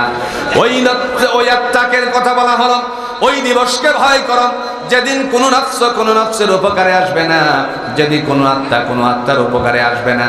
আজ বাংলাদেশে আমরা লক্ষ্য করেছি একজন এই দলের একজন আর একজনের সাথে নিজেরা সাক্ষাৎ করতে পারতেছে না। ঢাকা ভার্সিটি একটু বুঝেন, ঢাকা ভার্সিটি থেকে ফোন দিছে ছাত্রী লীগের একজন কর্মী, দিয়ে বলছে সাদ্দাম ভাই আপনি কোথায় আছেন? সাদ্দাম ভাই বলে এখন কি এই কথা বলার সুযোগ আছে? কোথায় আছি এটা বলা যাবে না। কথা বুঝেন নেই, কোথায় আছি বলা যাবে না। এই যে বলা যাবে না বললো, আপনারা কোন চাই এখন আর তাদের মুখ থেকে বেরিয়েও বের করতে পারতেছে না। আর একজন যেন বলতে বলতে বলেই ফেলছিল এদেশের মধ্যে বিএনপি জামাতের আর কোনো রাজনীতি থাকবে না, এদেরকে শেষ করে একমাত্র দল থাকবে। মনে পড়ে এই মগা বিদেশে থেকে থেকে আপনার একবার এক কথা বলে আরেকবার আরেক কথা বলে। কথা বলার উদ্দেশ্য হলো আল্লাহ পাক সেদিন ডাক দিয়া বলবেন লা ইউখফা আলাল্লাহি মিনহুম শাই, তোমাদের কোনো ত্রুটি বিচ্যুতি গোপন করা হবে না। লিমানিল মুলকুল ইয়াউম, আজকের রাজা বাদশাহী কার? লিল্লাহিল ওয়াহিদিল কাহ্হার, একমাত্র পরাক্রমশালী। জোরে বলেন কে? আর একটু জোরে বলেন কে? আল্লাহর সাহায্য অতি সন্নিকটে, আল্লাহর সাহায্য অতি সন্নিকটে। বুখারীর বর্ণনায় আবু আব্দুল্লাহ মুহাম্মদ ইবনুল ইসমাঈল রাহিমাহুল্লাহ তাআলা আনহু তিনি তার বুখারী চ্যাপ্টারে উল্লেখ করেছিলেন, ইতিহাসের পাতায় স্বর্ণাক্ষরে লেখা আছে 313 জন সাহাবীদেরকে নিয়ে 1000-এর সাথে যুদ্ধ করে বিজয় লাভ করেছিলেন। সাহায্য কার থেকে এসেছিল? জোরে কন্যাকে, সাহায্য কার থেকে এসেছিল? কোন গোলা বারুদ নিয়ে এই যে গণ অভ্যুত্থানের সময় হাজির হয় নাই, একমাত্র তাদের মুখে আর বুকের বল নিয়েই যথেষ্ট হয়ে গেছে। যা দুই একটা লাঠি সুটা আর কি, দুই একটা কি লাঠি সুটা, এই লাঠি সুটা দিয়ে বুঝিয়ে দিল আমরা বদরি কাফেলার সৈনিক। কেমন বদরের ময়দানে আল্লাহ সহায়তা করেছিলেন। মুহাম্মদুর রাসূলুল্লাহ সাল্লাল্লাহু আলাইহি ওয়াসাল্লাম 311 জনদেরকে নিয়ে যখন বদরের ময়দানে উপস্থিত হলেন, প্রথমত 311 জন মনে রাখবেন, একই মায়ের গর্ভজাত সন্তান 2 জন গিয়া হাজির হয়ে বলল, ইয়া রাসূলুল্লাহি, শুনেছি আপনি নাকি সাহাবীদেরকে এখানে উপস্থিত করেছেন আবু জাহেলের বিরুদ্ধে লড়াই করার জন্য। এই মুহূর্তে আল্লাহ পাক রব্বুল আলামিনের হাবিব বললেন, ঠিক আছে তোমাদেরকে আমি একজনকে রাখলাম, আরেকজনকে বাদ দিয়ে দিলাম। ছোট ভাই ডাক দিয়ে বলল, ইয়া রাসূলুল্লাহি, আমার বড় ভাইকে রাখলেন, আমারে কেন বাদ দিয়ে দিলেন? মুহূর্তের মধ্যে আল্লাহর নবী বললেন, যুদ্ধ করার জন্য তো শক্তির প্রয়োজন। এই মুহূর্তে আল্লাহর বান্দা হযরতে মুআব্বিজ রাদিয়াল্লাহু তাআলা আনহু ডেকে বললেন, ইয়া রাসূলুল্লাহি, কেমনে বুঝলেন আমার গায়ে শক্তি কম? আমি যদি আমার ভাইকে পরাস্ত করতে পারি, দিনের নবী আমাকে ওয়াদা করুক বদরের ময়দানের সাথীদের সাথে অন্তর্ভুক্ত করে নিবেন। সাহাবীদের সামনে আল্লাহর নবী বললেন, ঠিক আছে, শক্তি পরীক্ষা হয়ে যাক। বড় ভাই আর ছোট ভাই শক্তি পরীক্ষা করার জন্য একে অপরকে যখন চাপ দিয়ে ধরবে, এর আগ মুহূর্তে আপনাদের এলাকায় খেলাটা আছে, আমাদের কিশোরগঞ্জের ভাষায় সেটাকে বলা হয় কুস্তি খেলা। আপনারা কি বলেন? একটু জোরে বলেন, কি বলেন? কুস্তি খেলা। নবীজি বললেন, ছোট ভাই আর বড় ভাইকে তোমরা আক্রমণ করো। যখন অ্যাটাক করার জন্য রাসূলের থেকে আদেশ আসছে, বড় ভাই আর ছোট ভাই দুইজনকে ধরে ফেলেছেন। ধরার আগে ছোট ভাই চোখে একটা ইশারা দিয়ে বলল, ভাইয়া তুমি তো জানো তোমার গায়ে শক্তি বেশি, আমিও জানি তোমার গায়ে শক্তি বেশি। আজকের দিনে যদি তোমার সমস্ত শক্তিটা আমার উপরে প্রয়োগ করো, তাহলে আমি বদরের ময়দানে তোমার সামনে এবং রাসূলের সামনে পরাজিত হয়ে যাব। আমি যদি পরাজিত হয়ে যাই, তাহলে আমি আর বদরের ময়দানে রাসূলুল্লাহর সাথী হয়ে আবু জাহেলের বিরুদ্ধে লড়াই করতে পারবো না। দয়া করে তোমার শক্তিটারে বিসর্জন করে দিও, একটু করে বুকটার মধ্যে ওঠার মতন বন্দোবস্ত করে দিও। আর একটু আস্তে কোন সুবহানাল্লাহ। হঠাৎ করে যখন আল্লাহর বান্দা কিছুক্ষণ ঘাড়াঘাড়ি করার পরে নিচে ফেলে দিল, কিছুক্ষণ ঘাড়াঘাড়ি কেন করলেন? তার পিছনে কারণটা কি? যদি একবার ধরা মাত্রই পড়ে যেত তাহলে সাহাবীরা এবং রাসূলুল্লাহ সাল্লাল্লাহু আলাইহি সাল্লাম বুঝতেন মনে হয় এর আগের থেকে কন্ট্রাক্ট করেছিল। এই জন্য আল্লাহর বান্দারা কিছুক্ষণ ঘাড়াঘাড়ি করেছে যাতে করে কেউ না বুঝতে পারে। হঠাৎ করে যখন নিচে ফেলে দিল বড় ভাইকে, বুকের উপরে উঠে আল্লাহর বান্দা চিৎকার মেরে বলল, ইয়া রাসূলুল্লাহ, আমি আজকে আমার বড় ভাইকে নিচে ফেলে দিলাম, এবার বলুন তো আমি বদরের ময়দানে যাওয়ার অনুমতি পেলাম কিনা?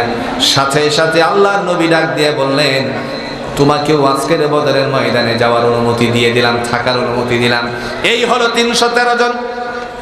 313 জন যখন আল্লাহর নবীর সাথে যুদ্ধ পরিচালনা করবে, এই সময়ে তিনি ডাক দিয়ে বললেন, 4টা ভাগে বিভক্ত করো জাইশে মুকাদ্দাম। এরপরে যখন বিভক্ত শুরু হয়ে গেল, একজন বীর বিক্রম সাহাবীকে আল্লাহ ডাক দিয়ে বললেন, তার নাম ছিল হযরত আব্দুর রহমান ইবনে আউফ। বুখারীর বর্ণনায় আসছে হযরত আব্দুর রহমানকে আল্লাহর বান্দা ডাক দিলেন। নবীজি বললেন, আব্দুর রহমান ইবনে আউফ, আপনি সামনে আসুন। তিনি যখন সামনে গেলেন, সাথে সাথে বললেন, আব্দুর রহমান, আপনি এই 2 জন বালক, একজনের নাম হলো মুআজ আর একজনের নাম হলো মুআফিজ, 2 জনকে নিয়ে আপনি বদরের ময়দানে যুদ্ধ পরিচালনা করবেন। আল্লাহর বান্দা মনে মনে চিন্তা করলেন, ইয়া রাসূলুল্লাহ, আমি যে একজন বীর, আজকে সমস্ত বীরত্ব আমার শেষ হয়ে গেল। কিন্তু নবীজি দিয়েছেন, অস্বীকার করার মতো না, বিরোধিতা করার মতো নাই। কারণ দুনিয়ার জমিনে যারা রাসূলের বিরোধিতা করে, জোরে বলুন তো তার জবাব দিবে কে? কোরআনে আল্লাহ রাব্বুল আলামিন সূরাতুন নিসার 80 নম্বর আয়াতের মধ্যে বলছেন, মাইয়ুতি'ir রাসূলা ফাকাদ আতা আল্লাহ। আল্লাহ বলেন, যারা আমার নবীর হুকুম মান্য করলো তারা আমি আল্লাহকে মানলো। তার মানে নবীরে যারা মানে তারা আল্লাহকে মানে। নবীকে মানার সিস্টেম আছে, অন্যায়ভাবে মানার কোনো, জোরে বলেন তো, কোনো সুযোগ আছে নাকি? একজন নবীরে খুব মানে, কিন্তু আল্লাহ নবীর তরিকা মোতাবেক জীবন পরিচালনা করে না। এই মানা কষ্টিনকালেও মানা হতে, একটু জোরে কোন মানা হতে। এরা গজল বানাইছে, আল্লাহর নবী আসেনি, বসেন বসেন, আইসে দিলেন। হ্যাঁ, এখন আরেকজনে ব্যাখ্যা করতেছে, হুজুরি হুজুরি কেন বলা হলো গজলে? এখন বলতেছে কি গাঁজাখুরি কথা। আপনারা একবার চিন্তা করেন তো, মুর্শিদ আমার হুজুরিটা, হ্যাঁ কথা বুঝছেন কিনা? হ্যাঁ, ব্যাখ্যা করতেছে, হুজুরি হুজুরি পিসাব ছিল, সে তার উজু করার সময়ে পেটের ভিতরে নারী বুড়ি বের করে নাকি নতুন করে ধৌত করে আবার নিজে নিজে ঢুকাইতো। আর একটু আসছে কোন নাউজুবিল্লাহ।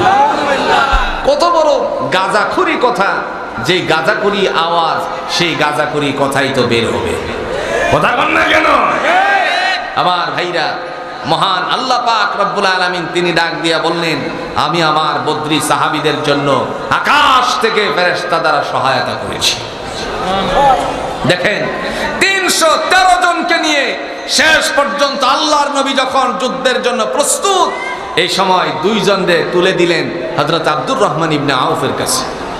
তিনি বললেন, ইয়া রাসূলুল্লাহ, এদেরকে নিয়ে যুদ্ধ করতে হবে। হ্যাঁ, বিরোধিতা করলেন না, তার কারণ একটাই, কোরআনের সূরাতুন নিসার 80 নম্বর আয়াতের মধ্যে আল্লাহ বলছেন, মাইয়ুতি'ir রাসূলা ফাকাদ আতা আল্লাহ ইলা আখিরিল আয়াত। যারা আমার নবীর হুকুম মান্য করলো তারা আমি আল্লাহকে মানলো। এই কারণে কোনো বিরোধিতা করা যাবে না। যুদ্ধ শুরু হয়ে যাবে, এই সময় আল্লাহর বান্দাদ্বয় ডাক দিয়ে বললেন, চাচা আপনার কাছে আমাদের একটা প্রশ্ন। এমনিতেই তো মনের ভিতরে জং ধরে আছে, কষ্ট জমে আছে, কারণ তিনি একজন বীর, এদের দ্বারা বিশৃঙ্খলা হবে, এদের দ্বারা বিভিন্ন প্রশ্নের সম্মুখীন হতে হবে। এই কারণে আল্লাহর বান্দা চিন্তিত অবস্থায় আছেন। হঠাৎ করে যখন বলল, চাচাজি আপনার কাছে আমাদের একটা প্রশ্ন জবাব দেন, মুহূর্তের মধ্যে বলল, কি তোমাদের প্রশ্ন বলো? সাথে সাথে বলল, আমরা কোনোদিন আবু জাহেলকে দেখিনি, একটু দেখাইয়া দিবেননি? সুবহানাল্লাহ বলেন। তিনি বললেন, আবু জাহেল দিয়ে কি করবে? মুহূর্তের মধ্যে বলল, মায়ের জবান থেকে শুনেছি আমার নবীকে অনেক কষ্ট দিয়েছে সেই আবু জাহেল। আজকের দিনে আমরা 2 ভাই মিলে প্রতিজ্ঞাবদ্ধ হয়ে এসেছি, বদরের ময়দান থেকে তারে চিরজাহান্নামী করে পাঠিয়ে দিব। ফায়সালা কার? আর একটু জোরে বলেন ফায়সালা কার? বদরের ময়দান থেকে চির জাহান্নামী করে পাঠিয়ে দিব। কথা বলা মাত্রই হযরত আব্দুর রহমান ইবনে আউফ আল্লাহর বান্দা ডেকে বললেন, দুইজন বালকের কথা শুনে আমার মনের ভিতরে স্বস্তিরতা ফিরে আসলো। আমি যে একজন বীর ছিলাম, আমার মধ্যে দুইজন বীরের শক্তি এসে গেল। তার মানে অবশ্যই আমরা জানি যুক্তিবিদ্যার মাধ্যমে সেটা প্রমাণিত হয়, মানুষের সাহস থেকে শক্তি সঞ্চারিত হয়। জোরে কোন ঠিক কিনা? একটা উদাহরণ দিলে আপনাদের বুঝে আসবে সহজে। মনে করেন এখান থেকে বাড়ির দিকে রওনা দিয়েছেন, সিরিফ একা হয়ে গেছেন, 2টা থেকে 3টা সিগাল আপনার দিকে শিয়াল আসতেছে। তখন আপনি যত বড় সাহসী মানে শক্তিশালী হন না কেন, একটু সাহসের কারণে শক্তিটা নিস্তেজ হবে কি হবে না? কথা কন না, কে হবে কি হবে না? আর যদি 10টা শিয়ালও থাকে, আপনারা আছেন 2 জন, তখন বলেন তো সাহসের কোনো কমতি হবে? শক্তি নিস্তেজ হবে? সাহস থেকে শক্তি সঞ্চারিত হয়। হযরত আব্দুর রহমান ইবনে আউফ আল্লাহর বান্দা বললেন, মুহূর্তের ভিতরে আমার শরীরের মধ্যে 2 জন বীরের শক্তি এসে গেছে। আর একটু আস্তে কোন সুবহানাল্লাহ। যখন এই শক্তি এসে গেল, আল্লাহ পাক রব্বুল আলামিনের বান্দা দেখেন এই মুহূর্তে কি ফয়সালা করে। তিনি বললেন, আমাদেরকে একটু আঙ্গুল দিয়ে দেখিয়ে দিবেন। শেষ পর্যন্ত যুদ্ধ শুরু হয়ে গেল। আল্লাহ পাক রব্বুল আলামিনের বান্দা মুহাম্মদ সাল্লাল্লাহু আলাইহি সাল্লামের সাহাবী হযরত আব্দুর রহমান ইবনে আউফ তিনি বললেন, বাসারা তোমরা যে দেখতে চেয়েছিলে তোমাদের কাঙ্ক্ষিত পুরুষ, ওই যে সাদা ঘোড়ার উপরে মহড়া দিচ্ছে, সেই হলো আবু জাহেল। যখন বলল বাস পাখির মতন তারা দৌড়ে গেল। তার মানে হলো ওদের কোনো বাহন ছিল না, দৌড়ে গিয়ে হাজির হয়ে গেল তার ঘোড়ার সামনে। এই মুহূর্তে বড় ভাই আর ছোট ভাইয়ের আর একটা চোখের ইশারা হয়ে যায়, বলল, ভাইয়া ঘোড়ার উপরে আবু জাহেল আর আমরা আছি নিচে, যদি তাকে আঘাত করি তাহলে ঘোড়ার পা পর্যন্ত আঘাত করতে পারবো। আবু জাহেল ঘোড়ার পিঠ থেকে আমাদেরকে এই যে তার পাটা পর্যন্ত আঘাত করলে পরে উপর থেকে আমাদেরকে প্রক্ষাঘাত করে ফেলবে। তাকে আমরা একটু ব্যথা দিতে পারবো, সে তো আমাদেরকে দুনিয়ার জমিন থেকে বিদায় করে দিবে।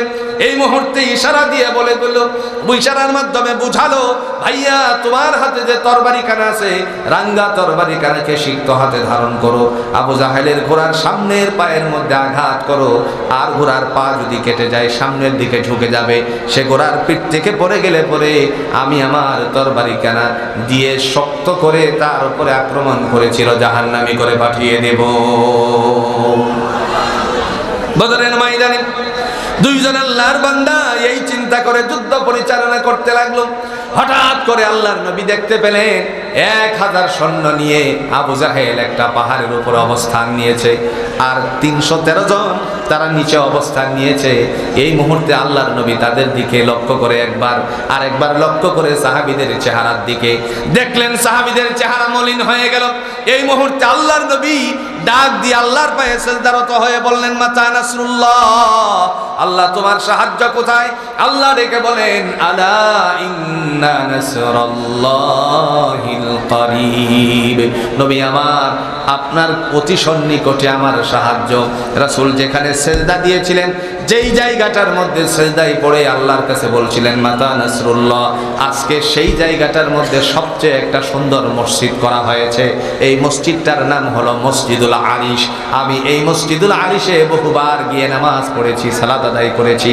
আমার ভাইরা, বলার উদ্দেশ্য হলো নবী মুহাম্মদ সাল্লাল্লাহু আলাইহি ওয়াসাল্লামকে আল্লাহ বলেন, আলা ইন্না নাসরাল্লাহিল করিব। নবী আমার, আপনার অতি সন্নিকটে আমার সাহায্য, মাথা উঁচু করুন। মাথা উঁচু করলেন। মাথা উঁচু করার পর তিনি দেখলেন আকাশের মধ্যে সারি সারি আল্লাহর পক্ষ থেকে 1000 ফেরেশতা সৈন্য হিসাবে প্রস্তুত করে রেখেছে। আর একটু আস্তে কোন সুবহানাল্লাহ। রাসূল সাল্লাল্লাহু আলাইহি সাল্লাম একটু মুস্কি হাসি দিলেন। কোরআনে আসছে, ওয়ালাকাদ নাসারাকুমুল্লাহু বিবাদরিন ইলা আখিরিল আয়া।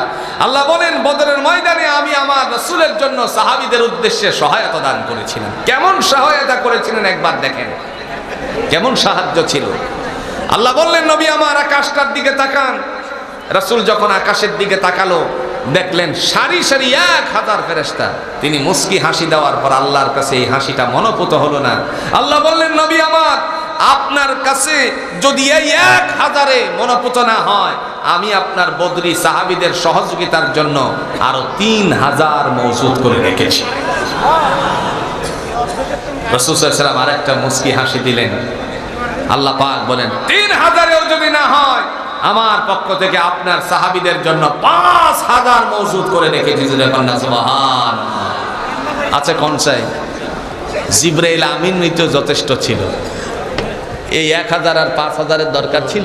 একটা কথা মনে করেন নাই, গাড়ির জন্য মোটরসাইকেল অটো রাখছে এমনভাবে মানে লোকজন বসতে পারছে না। বলেন যে এখন কয়েক নলে লোক যাচ্ছে, গাড়ির কিন্তু সমস্যা হয়ে যাবে। আচ্ছা, গাড়ির জন্য লোকেরা বসতে পারতেছে না, আপনারা একটু সহযোগিতা করেন, মোটর সাইকেলগুলো একটু বের করে দিবেন। অটো গাড়ি, বিশেষ করে অটো গাড়িগুলো একটু বের করেন, কারণ এখানে জায়গা ধরতেছে না। কি করবেন ভাই? মোটর সাইকেলগুলো না, আমরা একটু জিকির করি লা ইলাহা ইল্লাল্লাহ, জোরে জোরে লা ইলাহা ইল্লাল্লাহ।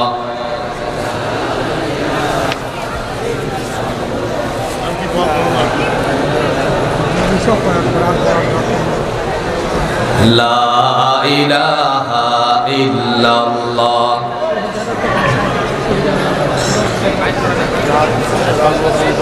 আল্লাহ আল্লাহ কি যে মধুর নাম, আল্লাহ আল্লাহ কি যে মধুর নাম। ধরার তামা মনি মুক্তা পান্না হীরা সোনা দানা হয় না তাহার দাম। আল্লাহ আল্লাহ কি যে মধুর নাম, আল্লাহ আল্লাহ কি যে মধুর নাম। লা ইলাহা ইল্লাল্লাহ মুহাম্মাদুর রাসূলুল্লাহ সাল্লাল্লাহু আলাইহি ওয়াসাল্লাম। এমত অবস্থায় যুদ্ধ শুরু হয়ে গেল। কথা অনুযায়ী সামনের দিকে অগ্রসর হলো। অগ্রসর হওয়ার পর মুহাম্মদ সাল্লাল্লাহু আলাইহি ওয়াসাল্লামের দুইজন আল্লাহর বান্দারা, দুইজন ছোট্ট বালক দ্বয়, তারা আস্তে করে পরিকল্পনা অনুযায়ী কাজ শুরু করে দিল। একটি পর্যায়ে দেখা গেল আবু জাহেলকে চির জাহান্নামী করে পাঠিয়ে দিয়েছে। তার মানে এটাই হলো ইতিহাস, এটাই হলো বাস্তবতা। এটার থেকে আমাদের শিক্ষা, যখন মানুষেরা সামনের দিকে অগ্রসর হয়, আল্লাহর কোরআনকে সামনে অগ্রসর করার উদ্দেশ্যে আল্লাহ তাদেরকে সহায়তা করবেন। যারা বলেন ঠিক কিনা? এবার আসেন, আল্লাহ পাক তিনি ডাক দিয়ে বলবেন, তোমার তো অনেক ক্ষমতা ছিল। ক্ষমতা আছে কিনা? কোন কথা কন না, কে ক্ষমতা আছে কিনা? আল্লাহ বলেন তোমার তো অনেক ক্ষমতা ছিল, আজ সেই তোমার ক্ষমতা কোথায়? হালাকা আন্নি সুলতানিয়া। সেদিন ডেকে বলা হবে, ক্ষমতার বাহাদুরি দুনিয়াতে অনেক করেছিলেন তোমরা। ক্ষমতার বাহাদুরি করতে গিয়ে নিরপরাধ মানুষকে অপরাধী সাব্যস্ত করে ফাঁসির কাস্টে ঝুলাইছিলে। কথা কন না কেন? আল্লাহ বলেন তোমাদের হাতে একটা কলম উঠিয়েছিলাম, আমি বলেছিলাম নুন ওয়াল কলামি ওয়া মা ইয়াসতুরুন। আমি শপথ গ্রহণ করেছিলাম কলমে।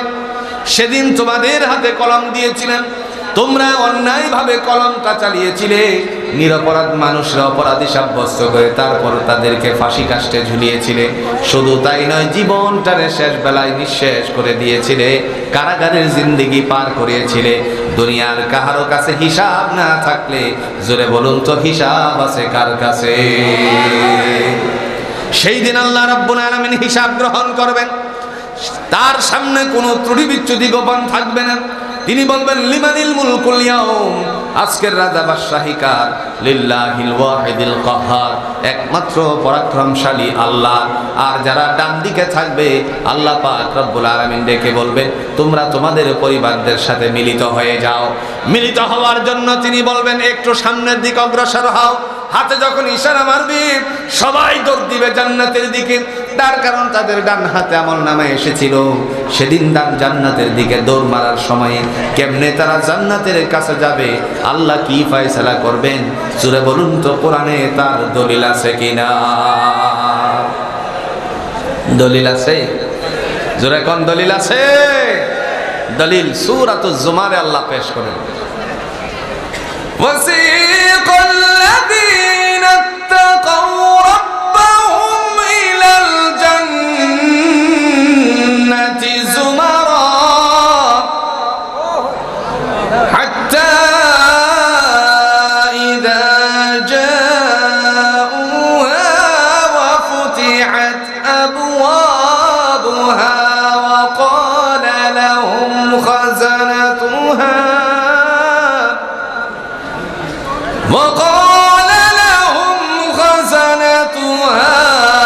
سلام عليكم طبتم فادخلوها خالدين।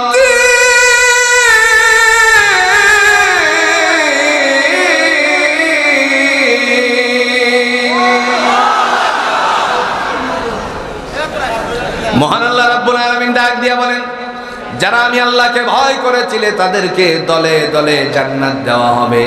যখন জান্নাতের দরজার নিকটবর্তী হবে আল্লাহ বলেন ওয়াফুতিহাত আবওয়াবুহা, আমার বান্দা বান্দির জন্য জান্নাতের সমস্ত দরজাগুলো খুলে দাও। সুবহানাল্লাহ বলে। ওয়াকালা লাহুম খাজানাতুহা, ডেকে বলা হবে ওই যে ভাণ্ডসমূহ সবগুলো হলো তোমাদের। সালামুন আলাইকুম তিবতুম ফাদখুলুহা খালিদিন, প্রবেশ করো শান্তির ঘরে অনন্তকালের জন্য। ঘোষণাটা দিবেন কে? একটু জোরে এখন ঘোষণাটা দিবেন কে? এই সময় আপনি জান্নাতে প্রবেশ করবেন, করবেন কিনা এখন? কথা কয় না রে। জান্নাতে প্রবেশ করতে রাজি আছেন তো ইনশাআল্লাহ? আল্লাহর জমিনে আল্লাহর দিন কায়েম হোক, রাজি আছেন তো ইনশাআল্লাহ? সেদিন জান্নাতে প্রবেশ করার সময় আপনি একটা আওয়াজ তুলবেন, আমি একটা শব্দ করি, আপনারা তার উত্তর দিবেন। রেডি? না সবাই রেডি না? রেডি? হচ্ছি বুঝলেন না? আবার রেডি? হচ্ছি। এই যে আলহামদুলিল্লাহ বললেন অল্প সংখ্যক মানুষে। আবার রেডি? হাঁচি।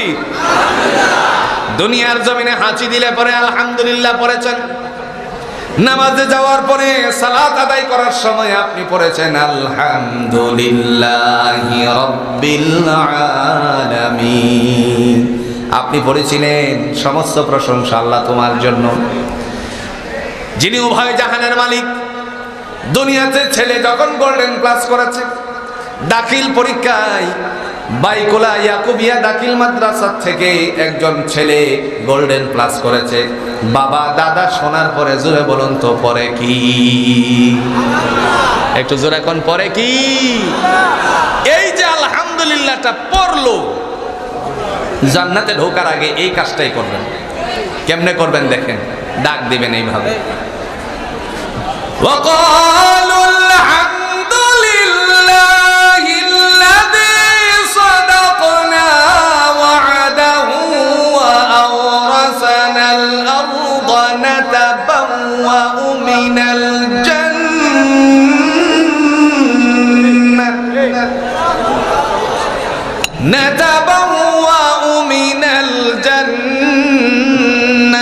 حيث نشاء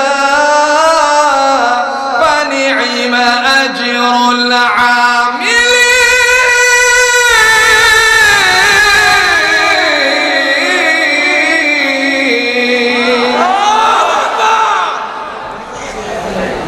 কনসাই এতগুলো মানুষের আওয়াজ তো আরো বেশি হওয়ার কথা। আপনাদের পাবনার মাটির মানুষের আওয়াজ যে কতটুকু আমি তো জানি। গত বছর এর চেয়ে অর্ধেক ছিলেন, তারপরে এতটুকুর চেয়েও বেশি আওয়াজ হয়েছে। একটু জোরে মারবো তো ইনশাল্লাহ, জোরে মারবো তো ইনশাল্লাহ। লিল্লাহি তাকবীর। وقالوا الحمد لله الذي صدقنا وعده وأورثنا الأرض نتبوأ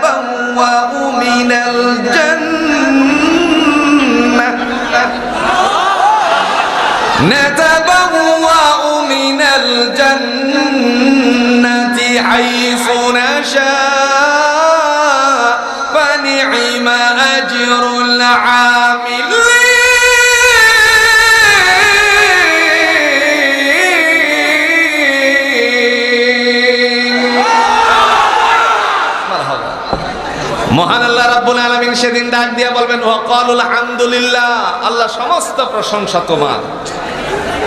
দেখেন বান্দারা ঘোষণা দিবে ওয়াকালুল হামদুলিল্লাহ, আল্লাহ সমস্ত প্রশংসা তোমার। আল্লাযী সাদাকনা ওয়া'দাহু ওয়া আওরাসানাল আরদা নাতাবাওয়াউ মিনাল জান্নাতি হাইসু নাশা, অঙ্গীকার করেছিলে তোমার হুকুম মানলে, ভয় করলে, আহকামাতের তাবেদারি করলে পরে জান্নাত দিবা। আজ সমস্ত অঙ্গীকার বাস্তবায়িত হয়েছে, এই কারণে আমিও পড়ে নিছি আলহামদু।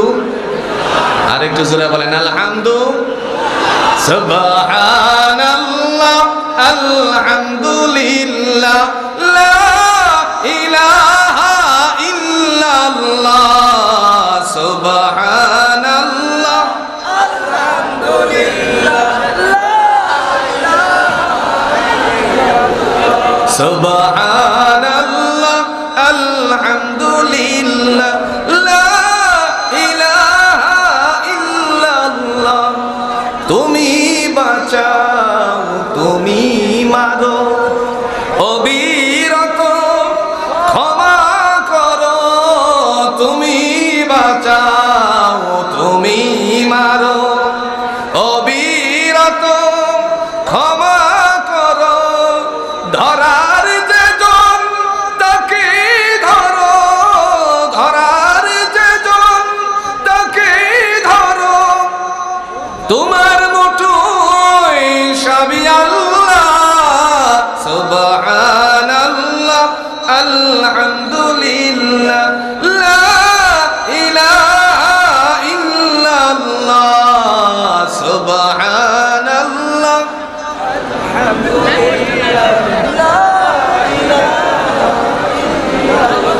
তোমার রিজিক খেয়ে পড়ে অবাধ্য হয় কেমন করে। তোমার রিজিক খেয়ে পড়ে অবাধ্য হয় কেমন করে। খুঁজে না পাই কোনো ভাষা, খুঁজে না পাই কোনো ভাষা শুকর গুজার করার গো আল্লাহ। সুবহানাল্লাহ আলহামদুলিল্লাহ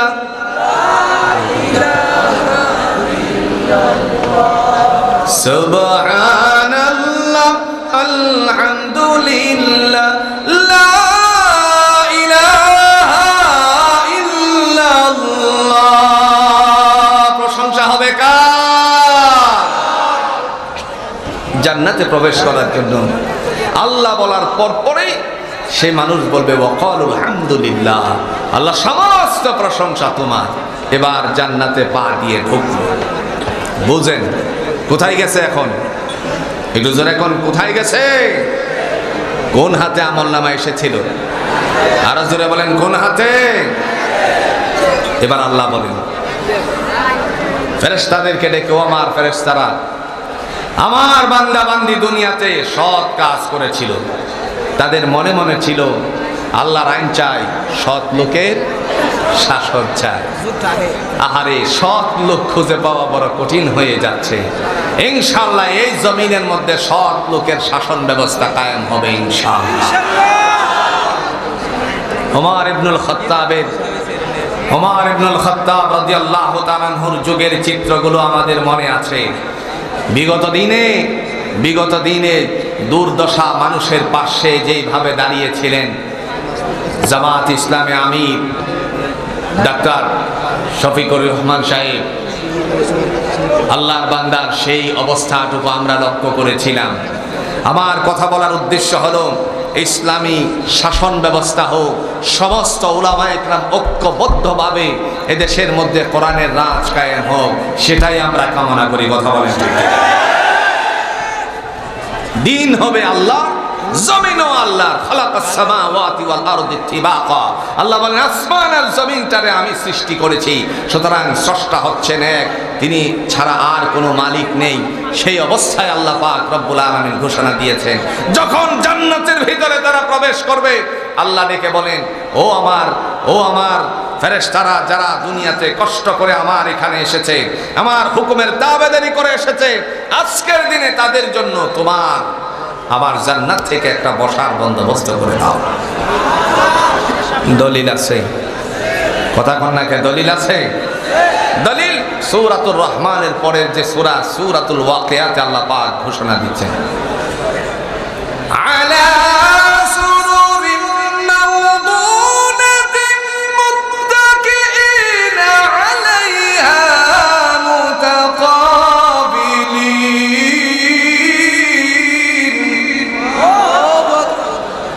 ইয়াতুফু আলাইহিম বিলদানুম মুখাল্লাদুনা বিআকওয়াবিন ওয়া আবারিকা ওয়া কা'সিম মিন মা'ইন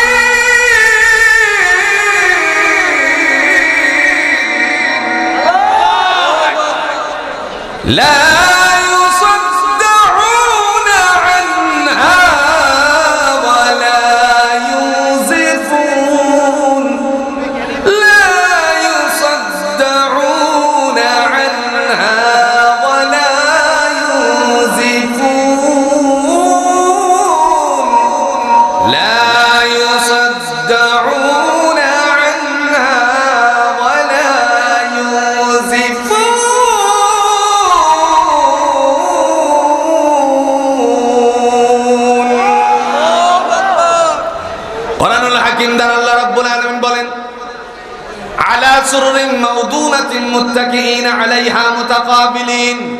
স্বর্ণ খচিত বিশিষ্ট সিংহাসনের বন্দোবস্ত করা হবে, সেখানে তোমরা হেলান দিয়ে বসবে মুখোমুখি হয়ে। আর সেখানে হেলান দিয়ে বসার পরে মুখোমুখি হয়ে চিরকিশোরীরা সামনের দিকে অগ্রসর হবে, আর তাদের হাতে থাকবে খোঁজা পূর্ণ পেয়ালা, যেখানে তোমার একবার দুইবার নয় যতবার ইচ্ছা পান করবে। লা ইউসাদ্দাউনা আনহা ওয়া লা ইউনজিফুন, শিরোপীড়া হবে না, মাতলামি হবে না, সমস্ত অবস্থান থেকে মাতলামি ভাব থেকে জোরে বলেন তো মুক্ত করে দিবেন কে? আরো জোরে বলেন মুক্ত করে দিবেন কে? শিরোপীড়া হবে না, মাতলামি হবে না। সেই দিন আমাদের সামনে আছে। দুনিয়াতে ইমানি দৌলত নিয়ে যদি এখান থেকে ইমান আর আমল নিয়ে কেউ মারা যেতে পারে, আল্লাহ পাক রব্বুল আলামিনকে ভয় করে যদি আহকামাতের তাবেদারি করে যেতে পারে, তার জন্য জান্নাতের বন্দোবস্ত করে রেখেছেন কে? কালি শুধু জান্নাতের কথা আসলো সামনে, কাজ করলাম না, হবে কি? কথা কন্যাকে হবে কি?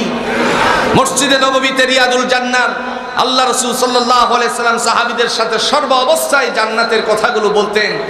হযরত আয়েশা সিদ্দিকা রাদিয়াল্লাহু তাআলা আনহা বললেন, ইয়া রাসূলুল্লাহ, যখন আপনি কথা বলেন, কথা বলার ভিতর দিয়ে বেহেশতের কিছু কথা বলেন, কারণটা কি? রাসূল বলেন, আয়েশা, যদি আমার সাহাবীরা এর উপর উদ্বুদ্ধ হয়ে কিছু নেক আমল বাড়িয়ে করে, আল্লাহ তার জন্য জান্নাতের ফয়সালা করে দিবেন। এজন্য ভাইয়েরা আমার, আজকের আলোচনার মধ্য থেকে আমরা কি বুঝলাম? মহান আল্লাহ পাক রব্বুল আলামিন তার এই কিতাব, আসমানি কিতাব কোরআনুল হাকিম থেকে, কোরআনুল হাকিমের সূরাতুল ইয়াসিনের ৮১ নম্বর আয়াত থেকে তিনি ঘোষণা দিয়েছেন, আওয়ালাইসাল্লাযী খালাকাস সামাওয়াতি ওয়াল আরদা বিকাদিরিন আলা আন ইয়াখলুকা মিসলাহুম বালা ওয়া হুয়াল খাল্লাকুল আলীম। আল্লাহ পাক বলেন, যে নবমণ্ডল ভূমণ্ডল এই সব কিছু আমি সৃষ্টি করেছি। আকাশ জমিনের মালিক হচ্ছেন আল্লাহ, তিনি সর্বোপরি ক্ষমতার মালিক। পৃথিবীতে যদি আমরা সর্ব অবস্থায় আল্লাহর উপর ক্ষমতাশীল মনে করি, ইনশাআল্লাহ এই জমিনের মধ্যে তিনিই আমাদের জন্য দিন কায়েমের বন্দোবস্ত করে দিবেন। এরপরে মহান আল্লাহ পাক রব্বুল আলামিন তিনি ডাক দিয়ে বলছেন, হে জগৎবাসী, আমি যে সর্বময় ক্ষমতাধর, আমি যে সর্বোপরি ক্ষমতাধর, আমি যে সব কিছুর উপরে ক্ষমতাবান, তার বাস্তবতা তোমরা লক্ষ্য করেছো। ইতিহাসের পাতা থেকে কোরআনুল হাকিম আমাদেরকে শিক্ষা দিয়েছে, যারা ডান হাতে আমলনামাওয়ালা হবে আল্লাহ তাদের জান্নাতের ফয়সালা করে দিবেন, আর যাদের অবস্থা হবে বাম দিকে তারা দুনিয়াতেই অপদস্থ, পরকালেও অপদস্থ। আল্লাহ যেন আমাদেরকে এই অপদস্থতার থেকে হেফাজত করেন। সকলে বলেন আমিন, আর যারা বলেন আমিন। মহান আল্লাহ পাকের পক্ষ থেকে এই বাইকুলা ইয়াকুবিয়া দাখিল মাদ্রাসার আজকের এই বিরাট ইসলামী জলসাকে কবুল আর মঞ্জুর করুন। আর একটু আস্তে কোন আমিন। আজকের এই জলসাকে কেন্দ্র করে এলাকার যত মুর্দেগান মুসলমান নরনারী মাটির পড়তে পড়তে শায়িত আছে, দুনিয়ার জিন্দেগির সমস্ত ত্রুটি বিচ্যুতি মার্জনা করে দিয়ে তাদের কবরের মধ্যে যেন তাদের ঘুম পাড়ানোর বন্দোবস্ত করে দেন। সকলে বলুন আমিন।